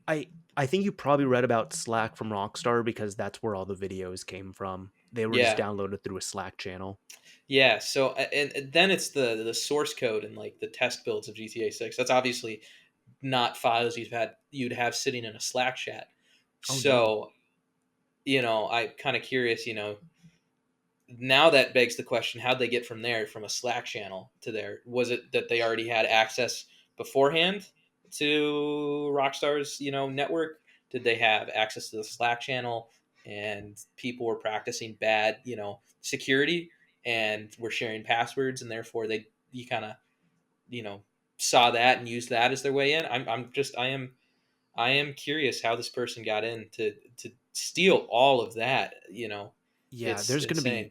there's gonna be so many questions, a lot that we don't have answers to. But we're going to be hearing more and more for the next few years in regards to this. I do also want to say this. I feel like this is important to anybody who's listening. This is going to release about a week after we are talking about this. So, just for frame reference, we're talking about all this on the 21st of September. So, if something like big has changed or happened, like let's say on like September 25th or 26th, and it's like people are wondering why we're not talking about it, we don't know about it yet. We're not soothsayers in that regard. So, just the frame reference there is important. But I do know that apparently the hacker is still trying to release a few things, get some money for things, auction this off as well too. I don't think there's any legitimate bidders or buyers when it comes to this, nor should there be. But yeah, it's not going to end pretty for them. Yeah, yeah. I mean, it. No legitimate buyer is going to buy that. Source code isn't like industry secrets to like another company. Oh, you coded it this way. It source codes, and the copyright involved. Like it's of no value to practically anyone. So it makes me wonder, honestly, and I know a lot of people would probably disagree with this take because it does harm game developers and everything. I'm not saying that this is the right thing that should be done at all. I'm a little surprised they haven't gone completely scorched earth with this, given that if they're caught, they're legally screwed. They're in a lot of trouble. So Hmm. why not just go the extra step and leak all of it? So I I feel do. like we might see something like that. Maybe because it does seem a bit strange that there's whoever this person is still trying to go for money. It's like you're not gonna find a buyer. So Hmm. the Hmm. only people with enough money to buy that for the price that they were asking are other companies, and other companies don't want to be anywhere near that stuff. So Exactly. Yeah. And I think is that what you meant when you were saying like I guess like source code's not going to be of use because it's like, source code is pretty useful, but it's like other companies, other developers cannot be touching that. well, yeah, they can't touch it. But I'm also stating that from a fact of sure, yeah, source code, yeah, is useful, but I mean it more from the sense of just yeah, they're gonna there might be some great stuff in there, but it's not like Rockstar's got some geniuses in there who are like breaking the laws of physics with their programming. Mm, That'd be like, oh my god, this is the future. Looking at GTA 6's source code, I so to them they could probably hire someone to figure out a solution for a game, and do that and not have the legal risk involved with it. So sure. it's generally just useless. So Sure. yeah, I the biggest use though for it though would be from what I was seeing with like cheat developers, and even they, I mean, like cheat developers can't be touching this because I mean it has to be clean room reverse engineering and such, but like modders and cheat developers, they could actually like go in there, tweak, certain things and really just refine their cheats and their mods much more if they have access to the actual game source code at that point. yeah, I With Grand Theft suppose. Auto Online, it would be a huge detriment to that specifically. But then Grand Theft Auto 6, it's, well, we could have a Half Life 2 situation where within a few days you have people compiling working builds of this game. Yeah, yeah. I guess I was perceiving it more from the um, the from the good sides of society, yeah, all the people above board aren't going to touch it. But yeah, of course, the modders and everything, and the cheat developers who are making millions of dollars a year off GTA Online cheats, that they probably make bank off of being able to look at that and Hmm. not But only even use it to say like figure out how to bypass security, but like they could totally just like start compiling their own modified builds of GTA and then like illegally distributing them. So yeah, hmm that would be a big issue. Yep. So But I mean, it shows a lot when it's like, even from what I know, nobody has bitten on this. Nobody has, like, tried to purchase this legitimately or anything like that. Has not I happened. I there think there was a was, screenshot of showing like someone had transferred like 100K in yes, Bitcoin, but that you're wasn't confirmed as okay. far So as I you're know. actually, yeah, I am wrong on that. I guess there was one person who they thought they were buying the Grand Theft Auto 6 source code, and they paid the equivalent of $100,000 in Bitcoin for it. But they were talking to someone who was pretending to be the hacker. That money Oh, did not, they weren't even yeah, talking to the yeah, hacker to begin with. So, yeah, um, somebody ended up making off like a bandit, and another person ended up getting swindled out of $100,000. yeah, yeah. Yeah. So I guess still no legitimate purchases on there. But yeah, aside from like that one, I can't think of any like real attempts on that. Well, if us and the rest of the Discord want to buy it, we can pool together funds. I have like $5 I can throw into the cause. I'm not trying to do that, man. But Um, no, no. we could find some investors. Um, uh, but yeah, yeah, Of course. yeah. Oh boy. Well, I I just hope that. Go ahead. I was gonna say I had just I thought this was particularly funny. Particularly to the podcast. Partway through here, I'd received a text from my sister who had wrote, "Just woke up from a dream where you brought Kanye West home to play PlayStation 2 games."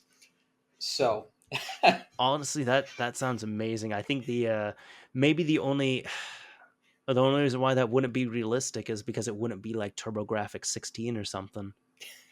yeah, I'm not fully in depth with my Kanye lore, but wasn't that like his canceled? That was one of That his was canceled projects. that was one of his canceled projects. Yeah, apparently he was real big into TurboGrafx 16 growing up. Yeah, yeah, yeah. I have Yeah. my one of my one of my roommates. He actually has. I had posted this in the Discord server. He put up two giant Kanye West flags in our living room, and That's perfect. yeah, it's just goofy energy. I love it. Always the joy of having roommates when you can do shit like that. Yeah, Um, yeah. Perfect. Yeah. Jack, I gotta ask you, do you I know you have the Xbox, the Series X. Do you got a PS5? I don't remember. I do not own a PS5. Okay. I've I've thought about it. The Last of Us Part One being released on PS5, that is intrigued me, kind of, sort of. Um, Fair. but um, I'm a very by the numbers sort of guy. So honestly, besides that, nothing's compelled me to buy a PS5. Mostly because of like, well, I got Game Pass, and uh, I'm not a console wars type, but the Series X. Well, I'm not a console wars type, but I'll play it up just to mess with people. But Yes. but the Series X is a bit more is a fair bit more powerful than the PS5, and it has Game Pass, and so it's just like besides Last of Us Part One, nothing's been kind of drawing me towards it. I'm just like, okay, it's there. I'm sure over its lifespan, a lot more exclusive games will probably come out and pull me to the platform. I did buy a PS4 last summer because I wanted to play, or no, not last summer. I owned a PS4 a few years ago to play Last of Us 2, and then I sold Yeah. it because I didn't need it. And then I did again last summer buy a PS4 mostly because it's like, okay, there's some games out now that I'll probably eventually want to play.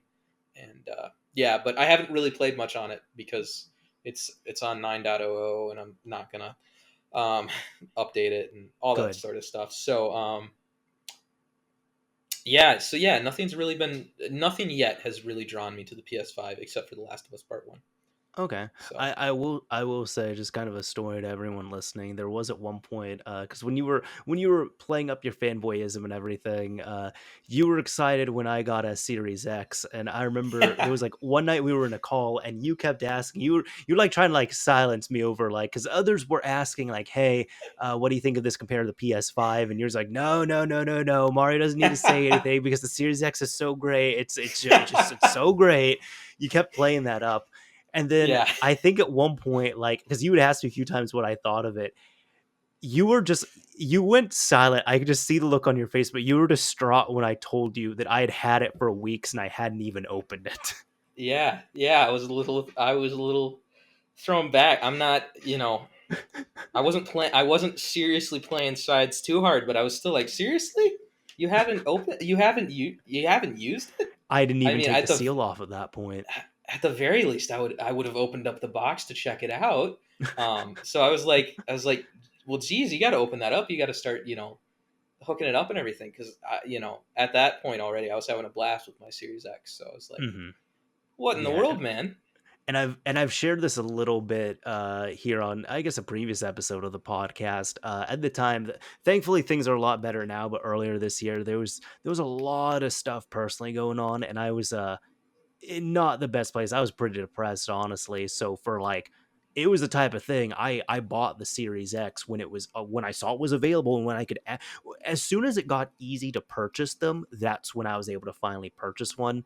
But I ended up getting it, and it was the type of depression where it's like this thing that you've been waiting for so long. Literally, when it came in the mail, I took it out the shipping box, put it up on my kitchen counter, and I was like, why did I buy this thing? I don't even like really want it anymore. So I put it on the floor of my basement, like in my game room. I did not open it for like 2.5 months. 2 of those months, I just did not feel like it at all, just did not have the energy to do so. And then the other half, I finally like after 2 months, I knew I was finally in a better place because I wanted to play it.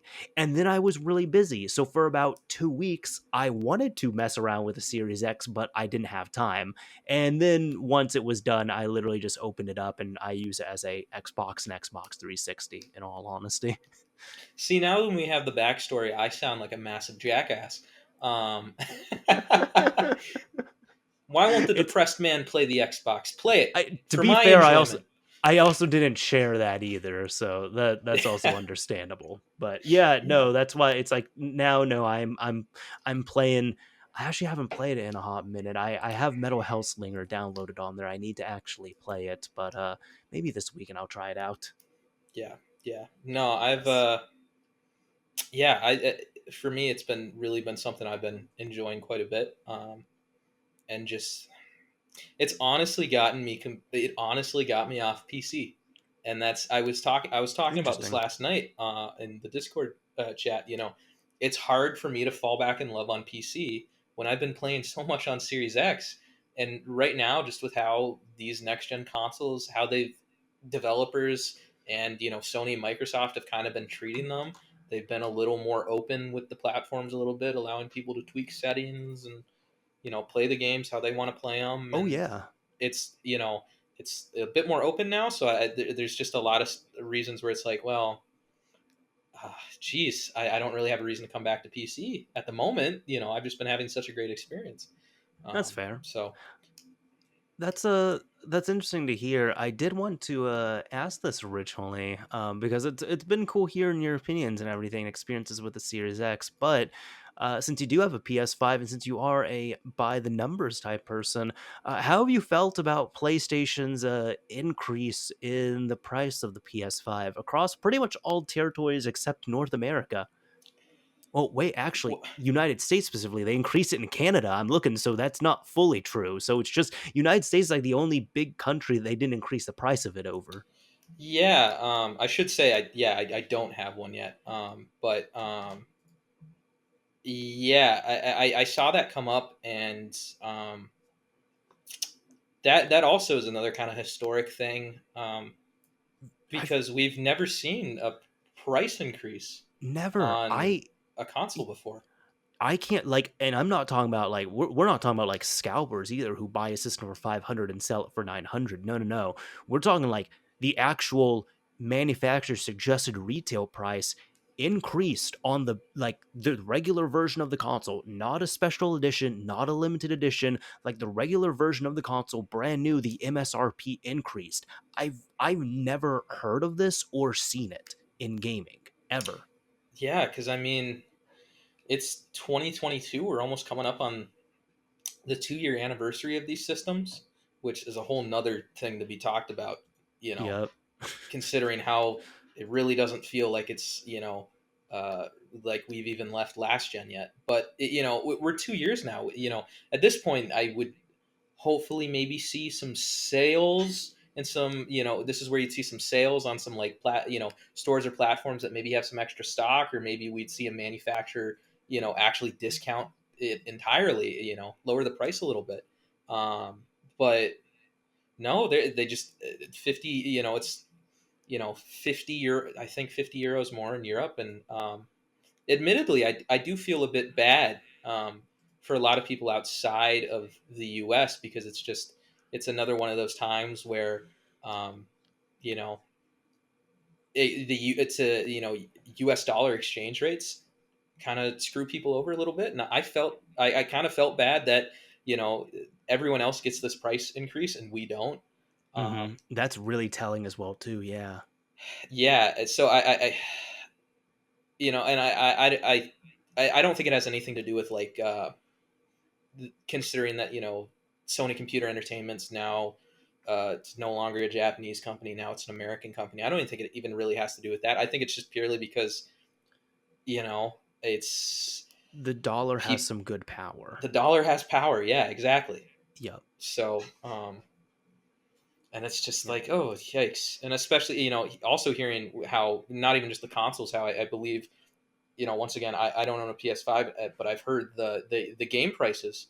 Sony increased game prices on PS5. All Per, over the world, yeah, that wasn't yeah, just a U. That wasn't just like a worldwide thing except for US. No, the US also got increased game prices as well. and it's just I don't want to immediately go and say, oh, the company's just being greedy. It's um, yeah, I'm like I don't want to. I'm not sounding political at all. I'm just briefly mentioning, Sure. we're at record high, inflation rates and everything, Mhm. and so I get that, but then I do see other stuff, and it's just like, I don't. I feel a bit bad with the prices they're charging now. They do feel a bit scummy, even though I we're kind of in this Yeah, moment in time. I So honestly feel like this is unfortunately, it's not gonna have the same wave of this. Like, do you remember a couple years ago when Microsoft tried to increase the price of Xbox Live Gold from 60 yeah. to $120, and everyone was just outraged over that, and then they immediately backpedaled, and now it's actually a better deal because Xbox Live Gold, if you just pay for the base version of it, now you can play free games online without gold, which was not it was required to do anything online. So they've made it a little bit better. But at the time, I remember criticizing them about it and saying that this is just such a tone deaf move right here. Um, just Oh because yeah. it's not like oh, go ahead. No, and I was gonna say, yeah, no, I think it is. Um, just it does feel tone deaf, Hmm. because like, sure, companies may start to feel that pressure from inflation and everything, but let's not forget the fact that consoles are loss leaders. They don't. They are. Sony doesn't make money on a PS5. Microsoft doesn't make money on a Series X, and then they increase the price still. They still aren't breaking a profit, and they're just pushing on those now increased prices onto consumers. Who now it's not just the companies getting affected by inflation; it's consumers too. And so, Hmm. not only is a price you've increased the price, but now people are making less. They can't. It just it does. The Xbox Live move. I thought that was really scummy. Because It was awful because it wasn't just slight. Like I was there, like kind of a thing of like, oh, back in my day, but like I was there when the price increased from 50 to 60. And that was enough of a jump where people complained, but it didn't make a difference. Everyone just kind of grumbled and grabbed an extra $10 and just paid for their membership and moved on. But this was double. It went from 60 to 120. There wasn't any extra benefits in there. And then it was in the midst of the pandemic. This was in 2020. So that's why I was like, this is the most tone deaf thing possible. We're in the midst of this. There's job issues that are going on. There is um, people are spending a lot more of their time online, whether it's for work or just to stay entertained or even both. And then you do this price increase, and Microsoft was the only one that was doing it to that degree, but they backpedaled. But this here, Sony is the only company. This is the PS5 is the only time I've ever seen a console increase in price officially after its launch. Yeah, I mean, man, if people thought, Sony in 2006 and saying, 599 was a slap in the face, then this is more like a gut punch and a kick to the forehead kind of deal. It's like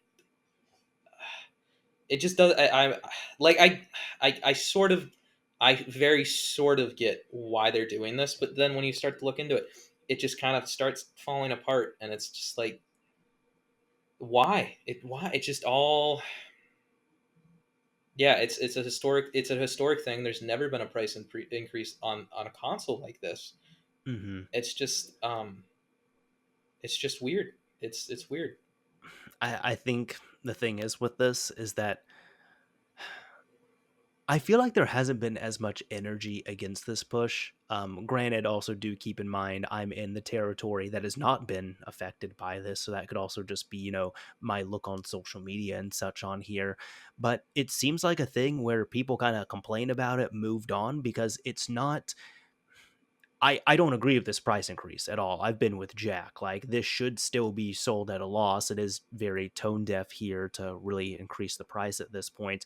The thing is, it is enough of a small increase where people are still going to sell these systems. The every single PS5 that is produced is going to be sold because these aren't being doubled in price. It's not something nearly that dramatic, but it's just a way for Sony to, I guess, get some extra money or less than the blow on there. But it's something that I just disagree with. And I think that's going to be how it is for most people, where it's like, oh, this sucks. I don't like this, but there's a PS5 in stock and I want it and I have the money for it and I've been wanting this. So I'm going to get it, even though I have to pay, I don't know if you're in Canada, $40, $50 more, whatever it is.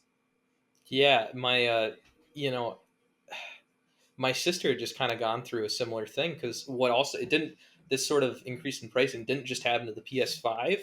It just I don't know if anyone who's listening has heard about this, but the Oculus Quest 2, now the Meta Quest 2, which is their Oculus is now Meta Facebook. It's their standalone headset. It's their high end one right now, and high end I should say. It's their highest end option they've released so far, and it was $300, and then they bumped the price to 400. And my sister was literally it happened in July, August, and my sister she went to go buy a Quest 2, and it was now $400, and she wasn't expecting that, but it was one of those things where it's like, well, I still want it, and it's here. I guess I got to pay them. You got to pay that money. I didn't even know that increased in price. A whole $100 for a three That's hundred a dollar lot. product. That's a Yeah, lot. and that Jeez. people were freaking out about that, but even then, still, I didn't feel like PS5 it got backlash, but like you said, people aren't putting energy into it. Same thing with the Quest 2. I feel like yeah, it was a complaint for maybe a couple days, but people really didn't put much energy into hey, this is literally $100 more now. What's that about? Yeah. People just I yeah. I don't know about the Quest because I feel like the Quest is easier to get, but I also think it's a thing with the PS5 where it's like the PS5s are still hard to get as well too. So it's even one of those weird scenarios where it's like me being a kind of sort of early adopter because I didn't get it on launch. I couldn't get it on launch. It took me a while to get it. It took me, um, almost a year after launch. I think I got it like 9 months after launch. Finally, shout out to Taz for selling me his. It was a sympathy sale there at that point, but I was struggling to get it, and a lot of people I've seen on this, like I said, just I feel like they're just going to kind of grumble and still just pay the little extra bit and get it because most people who've seen this price increase are like, yeah, this is scummy and this is awful, but like also I still can't get a PS5. So Yeah, yeah, yeah, it's almost like even in that regard, people have kind of said like, well, it doesn't really make a difference at that point because at the lower price, I couldn't get a PS5. With a price increase, I still can't get a PS5. yeah. I am curious. I know Microsoft had stated that they had no plans to increase the price of the Series X at this time, but Hmm. it does make me wonder. People remain complacent with this, and it's successful. Despite the amount of consumer goodwill Microsoft has tried to build up, I wouldn't be surprised if Microsoft pulled the same thing They after better the not. storm dies down from the PS5. They better So not. But we've seen examples of this. Not with this exact thing. This is new. But what I mean is like standardizations where I credit Nintendo to this. Nintendo is the company who proved that you can make a half step console like the new Nintendo 3DS and people will buy it. And they also proved that you could literally sell a portable handheld console without a charger and people will buy it. yeah. Um, but when and thankfully that hasn't been replicated. Now their systems do have the chargers included, but I really Well, don't think. I Hmm? was gonna say, I mean, maybe not in the console space, but a lot of companies now are doing the same thing with the same logic Nintendo has.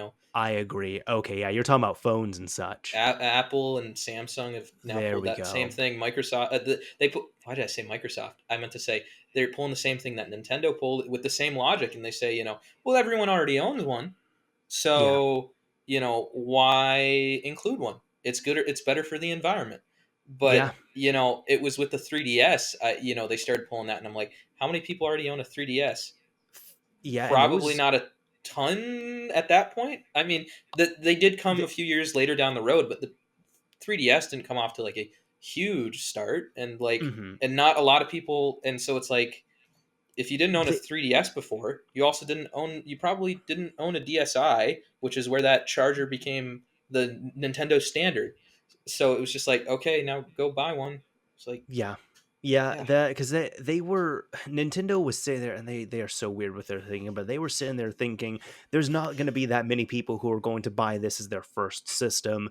Most of the people who are going to be buying the new 3DS are people who have the old 3DS and they want to upgrade. So they just already have their charger. But it's like, well, most of your consumers are also probably going to want to sell off their old 3DS, which most of the time you need to sell it with a charger. So that was a weird thing. Point is, I'm happy at least in consoles that didn't catch on because it was yeah, only the new 3DS that was sold with it.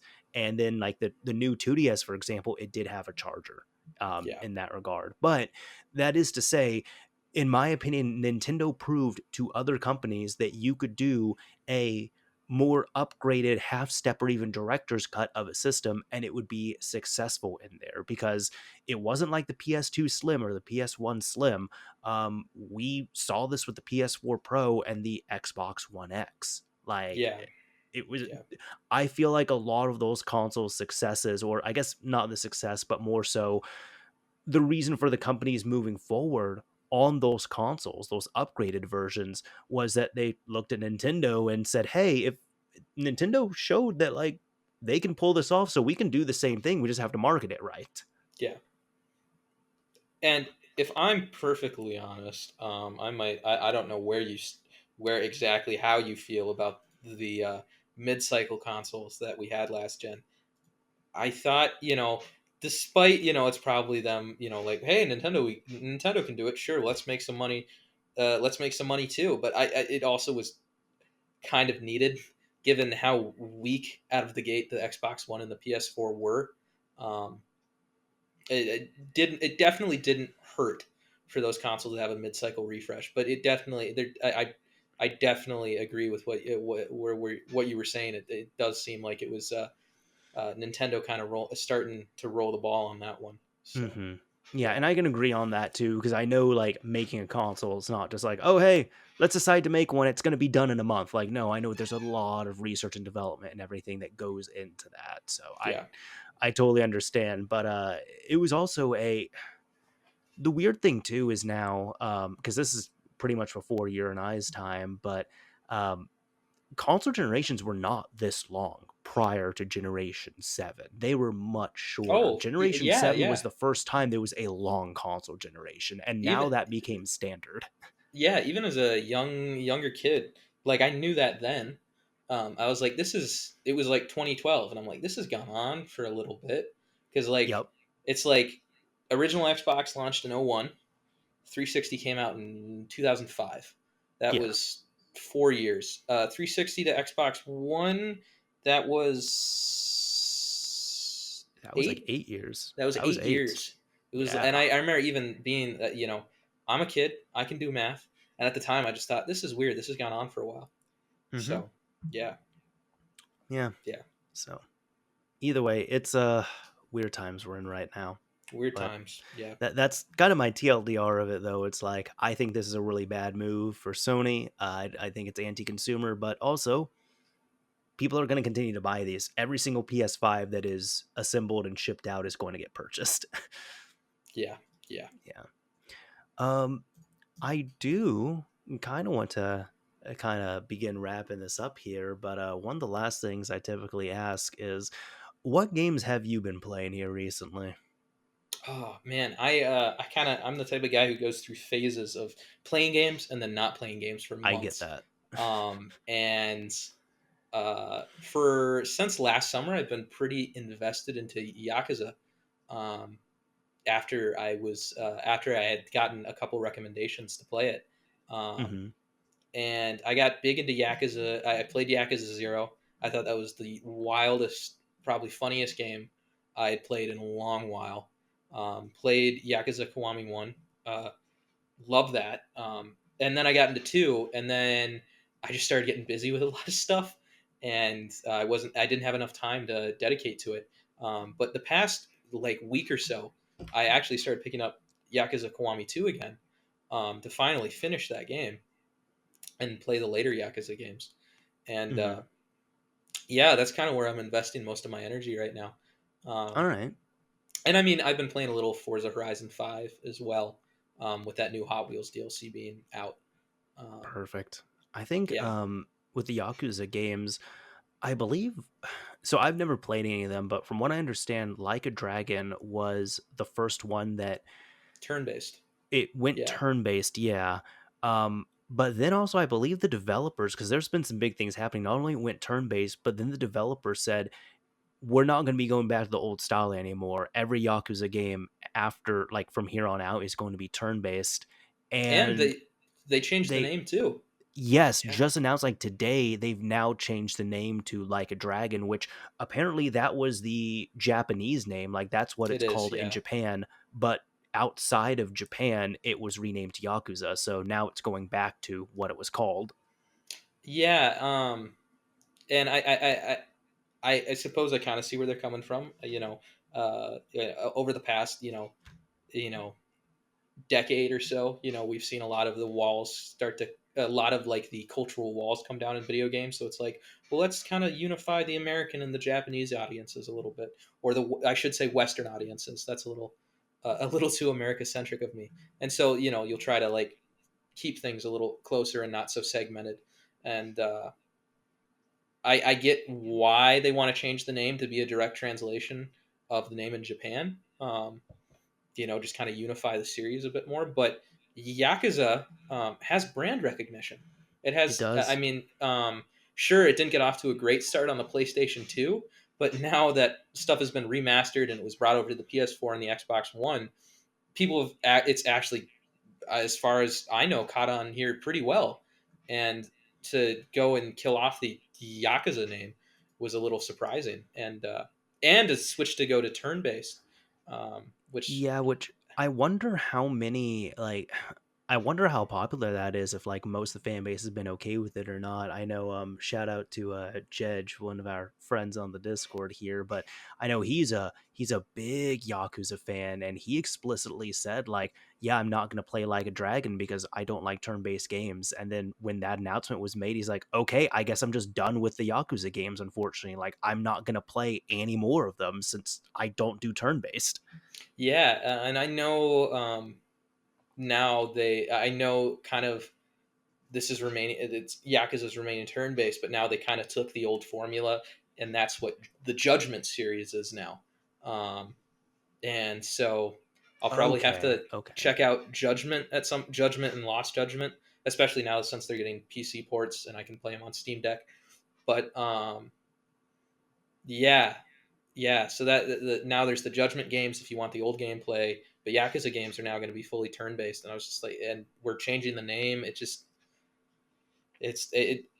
what I I'm perplexed why they would do that, but I you know, forgot how that was. Yeah, I guess I'm even thinking of it for myself with because I really love the Final Fantasy games, but I know as it started to become more action RPG, I've personally been okay with it. I know like Final Fantasy VII Remake, for example, I was very much looking forward to that. I was welcome to the new changes, the new look at the story and everything. And I know there were several people who were like, yeah, I'm not going to play this if it's not turn based. I want it to be turn based. And the logic I more used with it was, well, if you want an HD turn based version of it, thankfully Final Fantasy VII has been ported in its original form to pretty much every platform under the sun. But if you want to take a new look at this game, uh, we do have the remake coming out. But now that's kind of what they're doing for all of their games, or they've kind of been making a slow transition to action RPG ever since like I guess 11 and 14 are online RPGs, so that's different. But like starting with 12, they started more going into that action side. And then with 15, that's when they really started like embracing the action RPG style. So really any Final Fantasy like 15 and onwards of the main series, including 7 Remake, is really doing that action RPG, which for decades prior, it was not like that. yeah, no, I remember when 15 came out. And I'm not a Final Fantasy guy. I've never had like gotten my foot in the door on the series, so I've never even really played a game. And I'm not in general a super big RPG guy. Um, and I mean, I've gotten into RPGs. It's just not the first thing I think of when I'm like, well, I want to play a game today. Of But I course. remember even still when Final Fantasy 15 came out, I was like, oh, this is not. I thought this was an RPG sort of. I thought this was like a turn-based RPG, and but no, it's like this open action adventure looking thing, and I thought, oh, this is interesting. So yeah, yeah, Yeah. Yeah. It's interesting to see how it goes. I totally forgot. So I haven't played the Judgment games either. I totally yeah, forgot that those have the original formula on there. So, yeah. hmm. I Yeah, but was I was unaware of that until like you said, Jez. He had pointed that all out earlier, a few days ago, and I was like, oh, I didn't know about the Judgment series. To be perfectly mhm. honest, I was unaware they existed. Um, It just and then opens up your world at that point. It's like, oh god, there's more games to play. Okay, yeah, well, this is like the best thing ever. Like that's kind of been the reaction I see with most people who love the series though. They're just like every single game is like the best thing ever. yeah, yeah. No, it's just I don't know what it is about Yakuza. It's just it's something where it's just the right amount of realism and it's just the right amount of wacky that it keeps me hooked. It was like when I started playing Zero, and I think I'd mentioned this on Discord, and I'd mentioned it has the exact same sort of like wacky to realism level I'd expect out of the game like Saints Row 2, and so Hmm. it checked that same box for me where it's just I'm getting emotionally invested, but this game is consistently wacky to the point I'm just going, what in the world? And it hooked, and it's weird. I just never I didn't ever foresee myself as that sort of person who'd play that sort of game. I know Yakuza is kind of like a sort of spiritual successor to Shenmue, as I understand it, sort of, kinda. Yeah, yeah, yeah, I've heard that. And Shenmue has never appealed to me whatsoever. Hmm. Um, and this is the point where I have Adam Korlick breaking down a door somewhere. But um, yeah, but I never was intrigued in that. But yeah, just I started playing Yakuza, and it's just I got hooked. It's been good. And obviously I put it down for a few months, but I've picked it back up, and I'm just like I'm hooked again. And it's I just got like, you. It's always cool when you can find a game like that, though. I think for me, like what you're experiencing, where you never thought you'd play games like that, it was me with visual novels, where I I knew of visual novels, didn't know a ton about them, but I was like, oh, I'm like I'd never really play these. I didn't have anything against them. I was just like, these aren't for me. I'm not gonna play them. Then I played Deathmark, which admittedly not the best one. Like it's okay when it comes to visual novels, but it just clicked with me, and it was like it it checked every single box that was just like, oh my god, I love this, and I've just really enjoyed visual novels since then. yeah, yeah.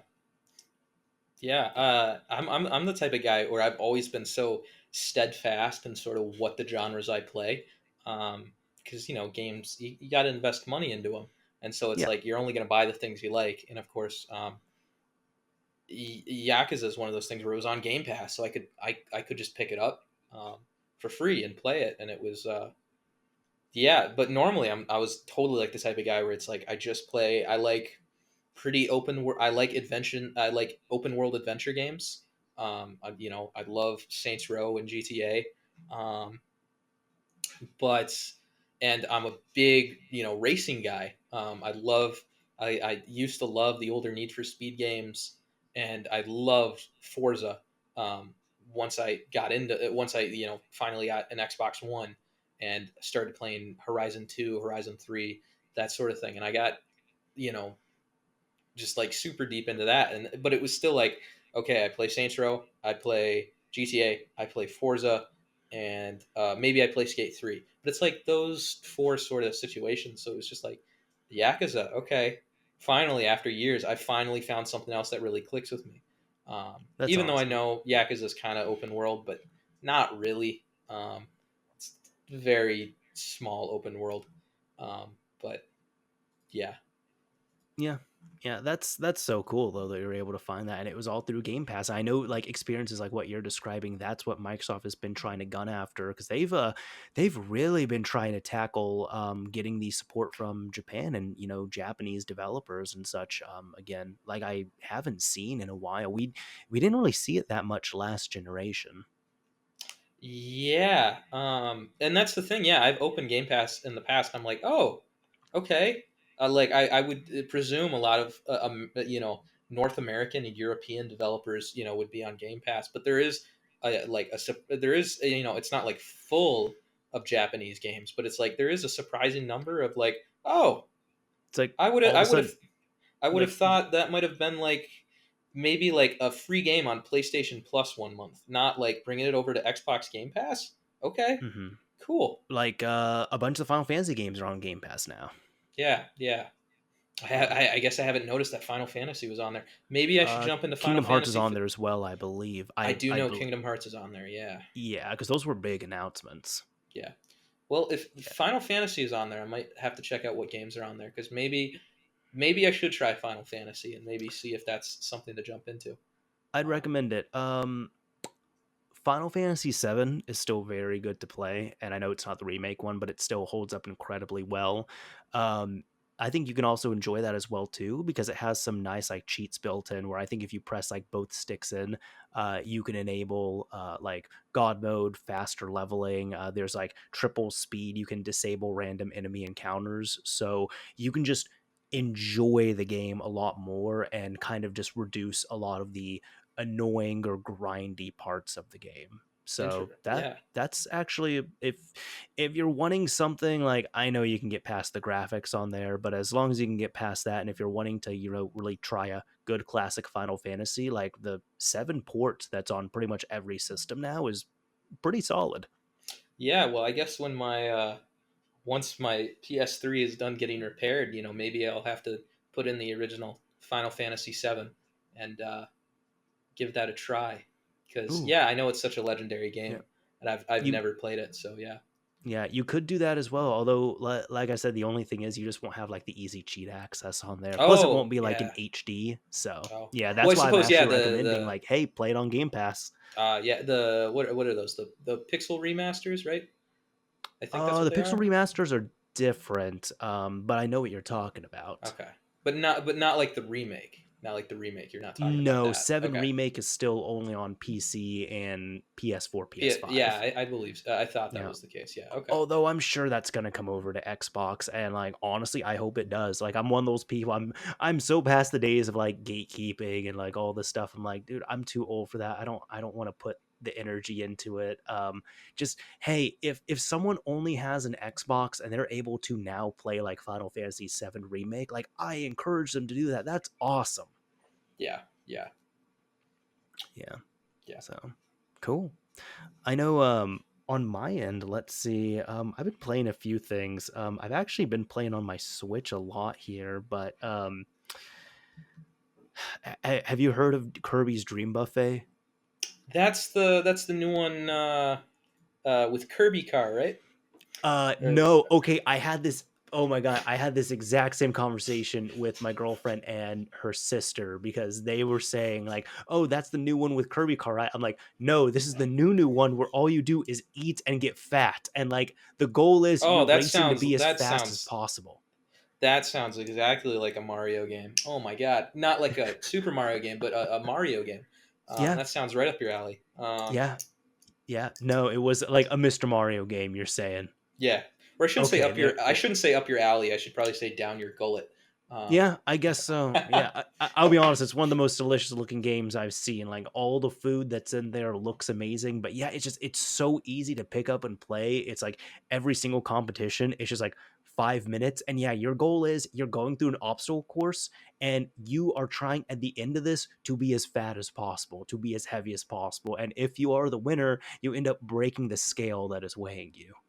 wow, that man, that is that sounds like one heck of a greasy game. It Um, is. It is. I mean, there's a whole lot of sweets here. There's also a whole lot of meat, so I guess that's where the grease would come from. oh But boy. I've thoroughly I'll tell you this, man. I was surprised when because recently I had visited my girlfriend, and I was surprised when like on the plane to and from, I had all these other games I could have played, and I just spent like 3 hours playing this game, just Yeah, like over and over because it's so fun is a thing too. yeah, yeah. Yeah. Uh, Yeah, incredibly mindless fun. Cannot recommend it enough. And it's one of those games where I don't know. As soon as I even saw previews of it, it looked hilarious and great to me. And there's been a lot of people who've been, I guess, kind of downplaying it. They're like, "Oh yeah, this isn't my Kirby game," or "This game should be free." It's like, nope, this game is $15, and it is amazing for a $15 game. Like that is exactly where it needs to be. It is the exact type of game I wanted. Like I'm getting the exact amount of enjoyment I wanted from this. Like do not sleep on this. But also the Kirby car game that you mentioned, that one's really good too. It's pretty much Kirby in a post-apocalyptic world goes urbexing and he can turn into a car. okay, that is man. That is a what's the word? A concept. That's a Yeah. concept right there. Yeah. That was also The my last kind of of game as Curb. well too. Yeah, 2022 has been quite good for Kirby games. I'll say that out of the two that we've gotten this year. Yeah, yeah, Yeah. yeah. No, I've been playing that. I don't know how up to par you are with Stranger Things, like how much of that you've seen. Oh geez, man, I have. I know I need to watch season 4. Okay. I But watched. you've seen up to season 3? I've watched up to season 3 in a mostly drunken freshman haze. Okay.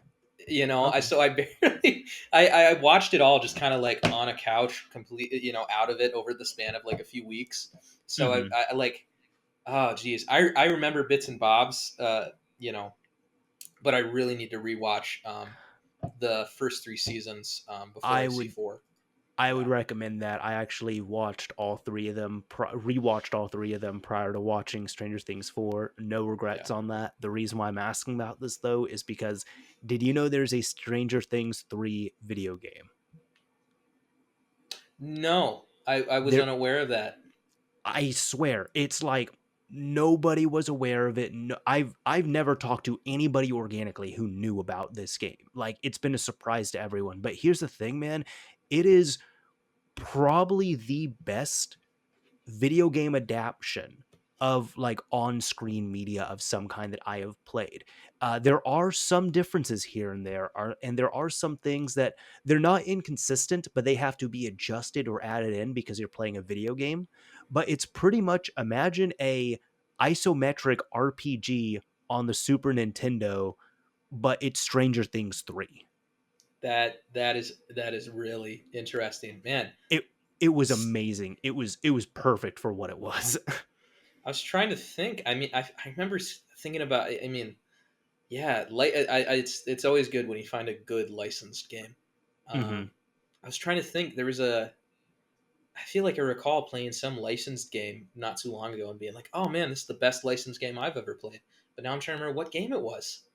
I Which think I had that experience with X-Men Origins Wolverine. Like I ah don't know, like back in the day, I don't know why I downloaded the demo and I tried it out and I was like, I don't know why this game is so good. Like, is it accurate to the movie? Not so much, but it's actually a really good game.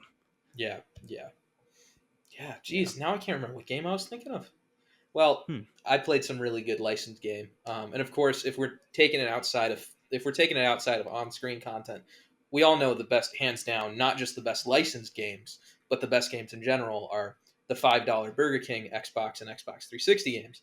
Those Oh, hands down, number one game in the world. But sir, they were not $5, they were $4, or you can get three $4, for 10. 3 for 10. Wow, Yeah, you could buy all three of them for $10. jeez, yeah. Oh man, I would go back to. I wish I could go back to 2005, 2006, whenever those went on. Just get some fresh copies. You I can know even that. do that now. Apparently, Yeah, they are not hard to find brand new, I and they're was. like really affordable too. I was just gonna mention. I was like, yeah, but I know there's a lot of new old stock still on the market. I remember. I'm sure a couple of your viewers have to have known about this. But a couple years back, ShopGoodwill.com got flooded with like 10 cases of all the games just in box. Like someone, they're in the back of like a Burger King for like the past 15 years. They're just sitting there, I'd have to imagine, or they're in a warehouse somewhere. Just greasy and smelling like Whoppers. Yeah, completely full boxes that were never boxes of the games that were just full. They were never hmm sold. And yeah, they had a shit ton of them. They came up on Shop Goodwill. And I yeah. I briefly remember this, but that's great. They're honestly not terrible games. You can get enjoyment from them. No, they're great. Yeah. They're Yeah. also I've posed this on social media as well too, but um get this. You I will argue this. Technically, they are the first kind of Xbox Smart Delivery titles Oh no, no, because I've totally seen them as that. Yeah, yeah. Yeah, yeah, because for anyone who doesn't know, they are extremely unique discs. They run if you put the game in an Xbox, it will run the Xbox build. If you put it in a Xbox 360, it will run the Xbox 360 build off the same disc with achievements, enhanced graphics, everything on there.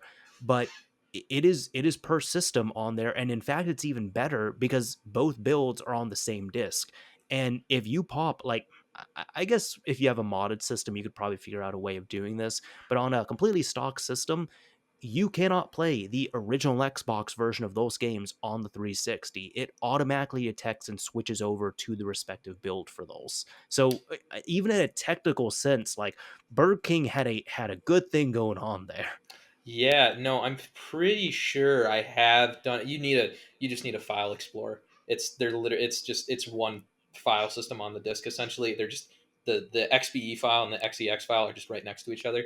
So Oh, okay. So, if so you you can open it technically in boot it. yeah, yeah, if you open it in a file explorer on 360 and you just launch the XBE file, it'll run in backwards compatibility. I'm pretty sure I've done it. So that's why, hmm or I'm having the most vivid false memory of my life. But like no, yeah, you can do it. Yeah, and yeah, that's the interesting thing is it's if anyone's ever gotten one, it doesn't even say Xbox 360 on the top. It's the Xbox 360 branding just with the 360 chopped off, so it just says Yes. Xbox. And Yep. if you flip and the disc and everything, it's all 360 branding. But if you flip over the disc, the little center security hologram is still an original Xbox Yep. logo because obviously it had to play on original Xbox, had to use an Xbox disc. But I just think they're goofy. I remember all of this, yeah, and they're honestly they're not that bad of games. So like, even if you find them for really cheap, I recommend if you don't own them, pick them up. Yeah, if you have an Xbox collection, it's one of those pretty well known Xbox things. So I feel like you just kind of have to have a copy. Hmm. So of the I three agree. games, yeah, Yeah. yeah, Yes. Yes. Of all three. yeah. And then the last game I actually just kind of started playing a bit of is Dusk, which I would say like I've been wanting to play this game for a while. It's kind of one of those. There's been a little bit of a resurgence of the boomer shooter, whether we've seen with like new Doom 2 maps or even I think Quake RTX was a thing. And it got a port. It Yeah, did, yeah. I think Quake 4, they've been doing some testing with that as well too, kind of doing a re-release of that in a way, even though that's not a boomer shooter that I'm thinking of. Um, just still in the realm of it. But either way, I know like Ion Fury, that was one of those, but Dusk was one of those as well too, where it's just a new game, like a net new game that is designed in like the old like Doom, Wolfenstein, Duke Nukem style like boomer shooter era. Dusk is really good.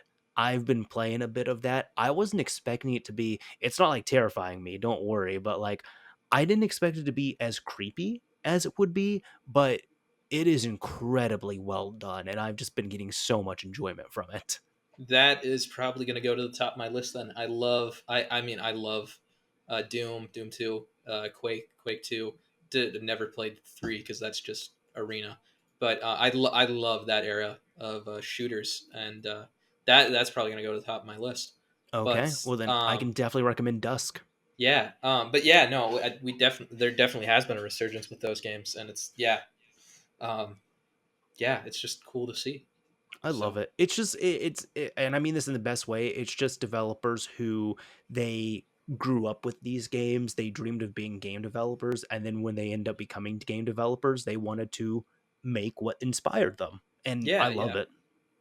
It was I've always had a little plan. Like if I was gonna learn how to make my own video game, I wanted to make an arena shooter, because I think they're really fun games. Because I was the person who I always had I always had like just really cheap junky laptops, so you can't play much on those, but you can play old Windows games Oh and yeah. old DOS games, and of course that's where all the Mm-hmm. boomer shooters are.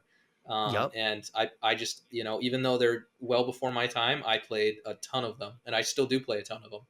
They're Um, still good, man. yeah, Like I think at one point, like during the 360 era, I downloaded Doom off there, and that's I was having such a fun with good it. that is It's such a a good version. it's such a good version. I agree with you, but I was playing it, and there was people that are just like, "Dude, why are you playing Doom? It's such an old game." I'm like, "Dude, it's fun. It's fun. Yeah, Okay, it's fun. It's still really good." I think there's a yeah, there's a modern version of Doom now, the whole Unity ones that Bethesda released a few years ago, and I still go back on my Xbox One. The original 360 port is also still available through backwards compatibility. It So is, yes. I will I'll scroll past the new re-release for modern consoles on my Series X, and I'll just go load up the 360 version instead because Hmm. it's just a really good port. So I've also played a bit of I actually finished the original Doom on Switch, so that's one of those newer ports, and it's good. It's still yeah, good on there. But yeah, yeah, I agree. 361 is still XBLA is still great. yeah, yeah, Yeah. But yeah, cool. No, it sounds like we've gotten some good gaming in. So again, I'm happy to hear that Dusk is near the top of your list now at this point for a next game to play. yeah, You yeah, won't be disappointed by it. It's really good. yeah, Yeah. yeah. I guess here, kind of wrapping this all up, Jack, I do want to say, big thank you for coming on here. It's been awesome and fun talking with you. Um, if people want to find more about you, follow you wherever it may be, where would you recommend people check you out on? Oh, geez, I don't know. I'm not that interesting of a guy, but and I don't have the biggest online presence, but um, geez, I have a YouTube channel, but that's long since been abandoned, and I can't remember the name it's under. But I have a Twitter account. If you want to see some really dumb takes on the video game industry and really out there like political ramblings, I mean, hey, find Doctor Boomhauer on Twitter. I'm the only Doctor Boomhauer on Twitter. Um, yeah, just you can find me on there, and I'm usually posting about something weird. So. Perfect. I'll have your links down below in the description of the YouTube upload here. For our last thing, man. Typically, I like to pick a keyword or a key phrase. So if somebody is leaving a comment on the YouTube upload, we'll know that that person has made it to the end. I'm a little bit tired here, so excuse me. But either way, I like to turn this over to the guest. So, what keyword or key phrase should people use in their comments? Oh geez, what is the keyword? Pink furry caterpillar. Furry caterpillar. Pink furry caterpillar. Got to make Pink sure furry they caterpillar. include the Okay. color. Okay. It's got to be pink furry caterpillar. So if you use that phrase in your comment on the YouTube upload, we'll know that you've made it to the end when we're checking out comments. Awesome. Perfect. Anyways, again, thank you so much for coming on, man. It's been a Yeah, blast. and thank you for having me. This is I was when you asked me to do it, I was just like, oh, awesome, and I was probably I've been like so excited for the past few days. So, thank That's you. awesome, man. That's Yeah, that's really awesome. It does make me feel good when I hear that. I know there's been other guests where there's like, oh, I've been looking forward to this. I'm like, oh, I mean, I just want to talk and hang out, so that's cool. Because I always just look at this as like, talking to a friend or like talking to someone who I've really wanted to have a conversation with. So I get that. yeah. Yeah. All right. Well, Alrighty, cool. Yeah. cool. To everyone listening and watching, thank you so much for checking out another episode of Mario's Minute, and until next month.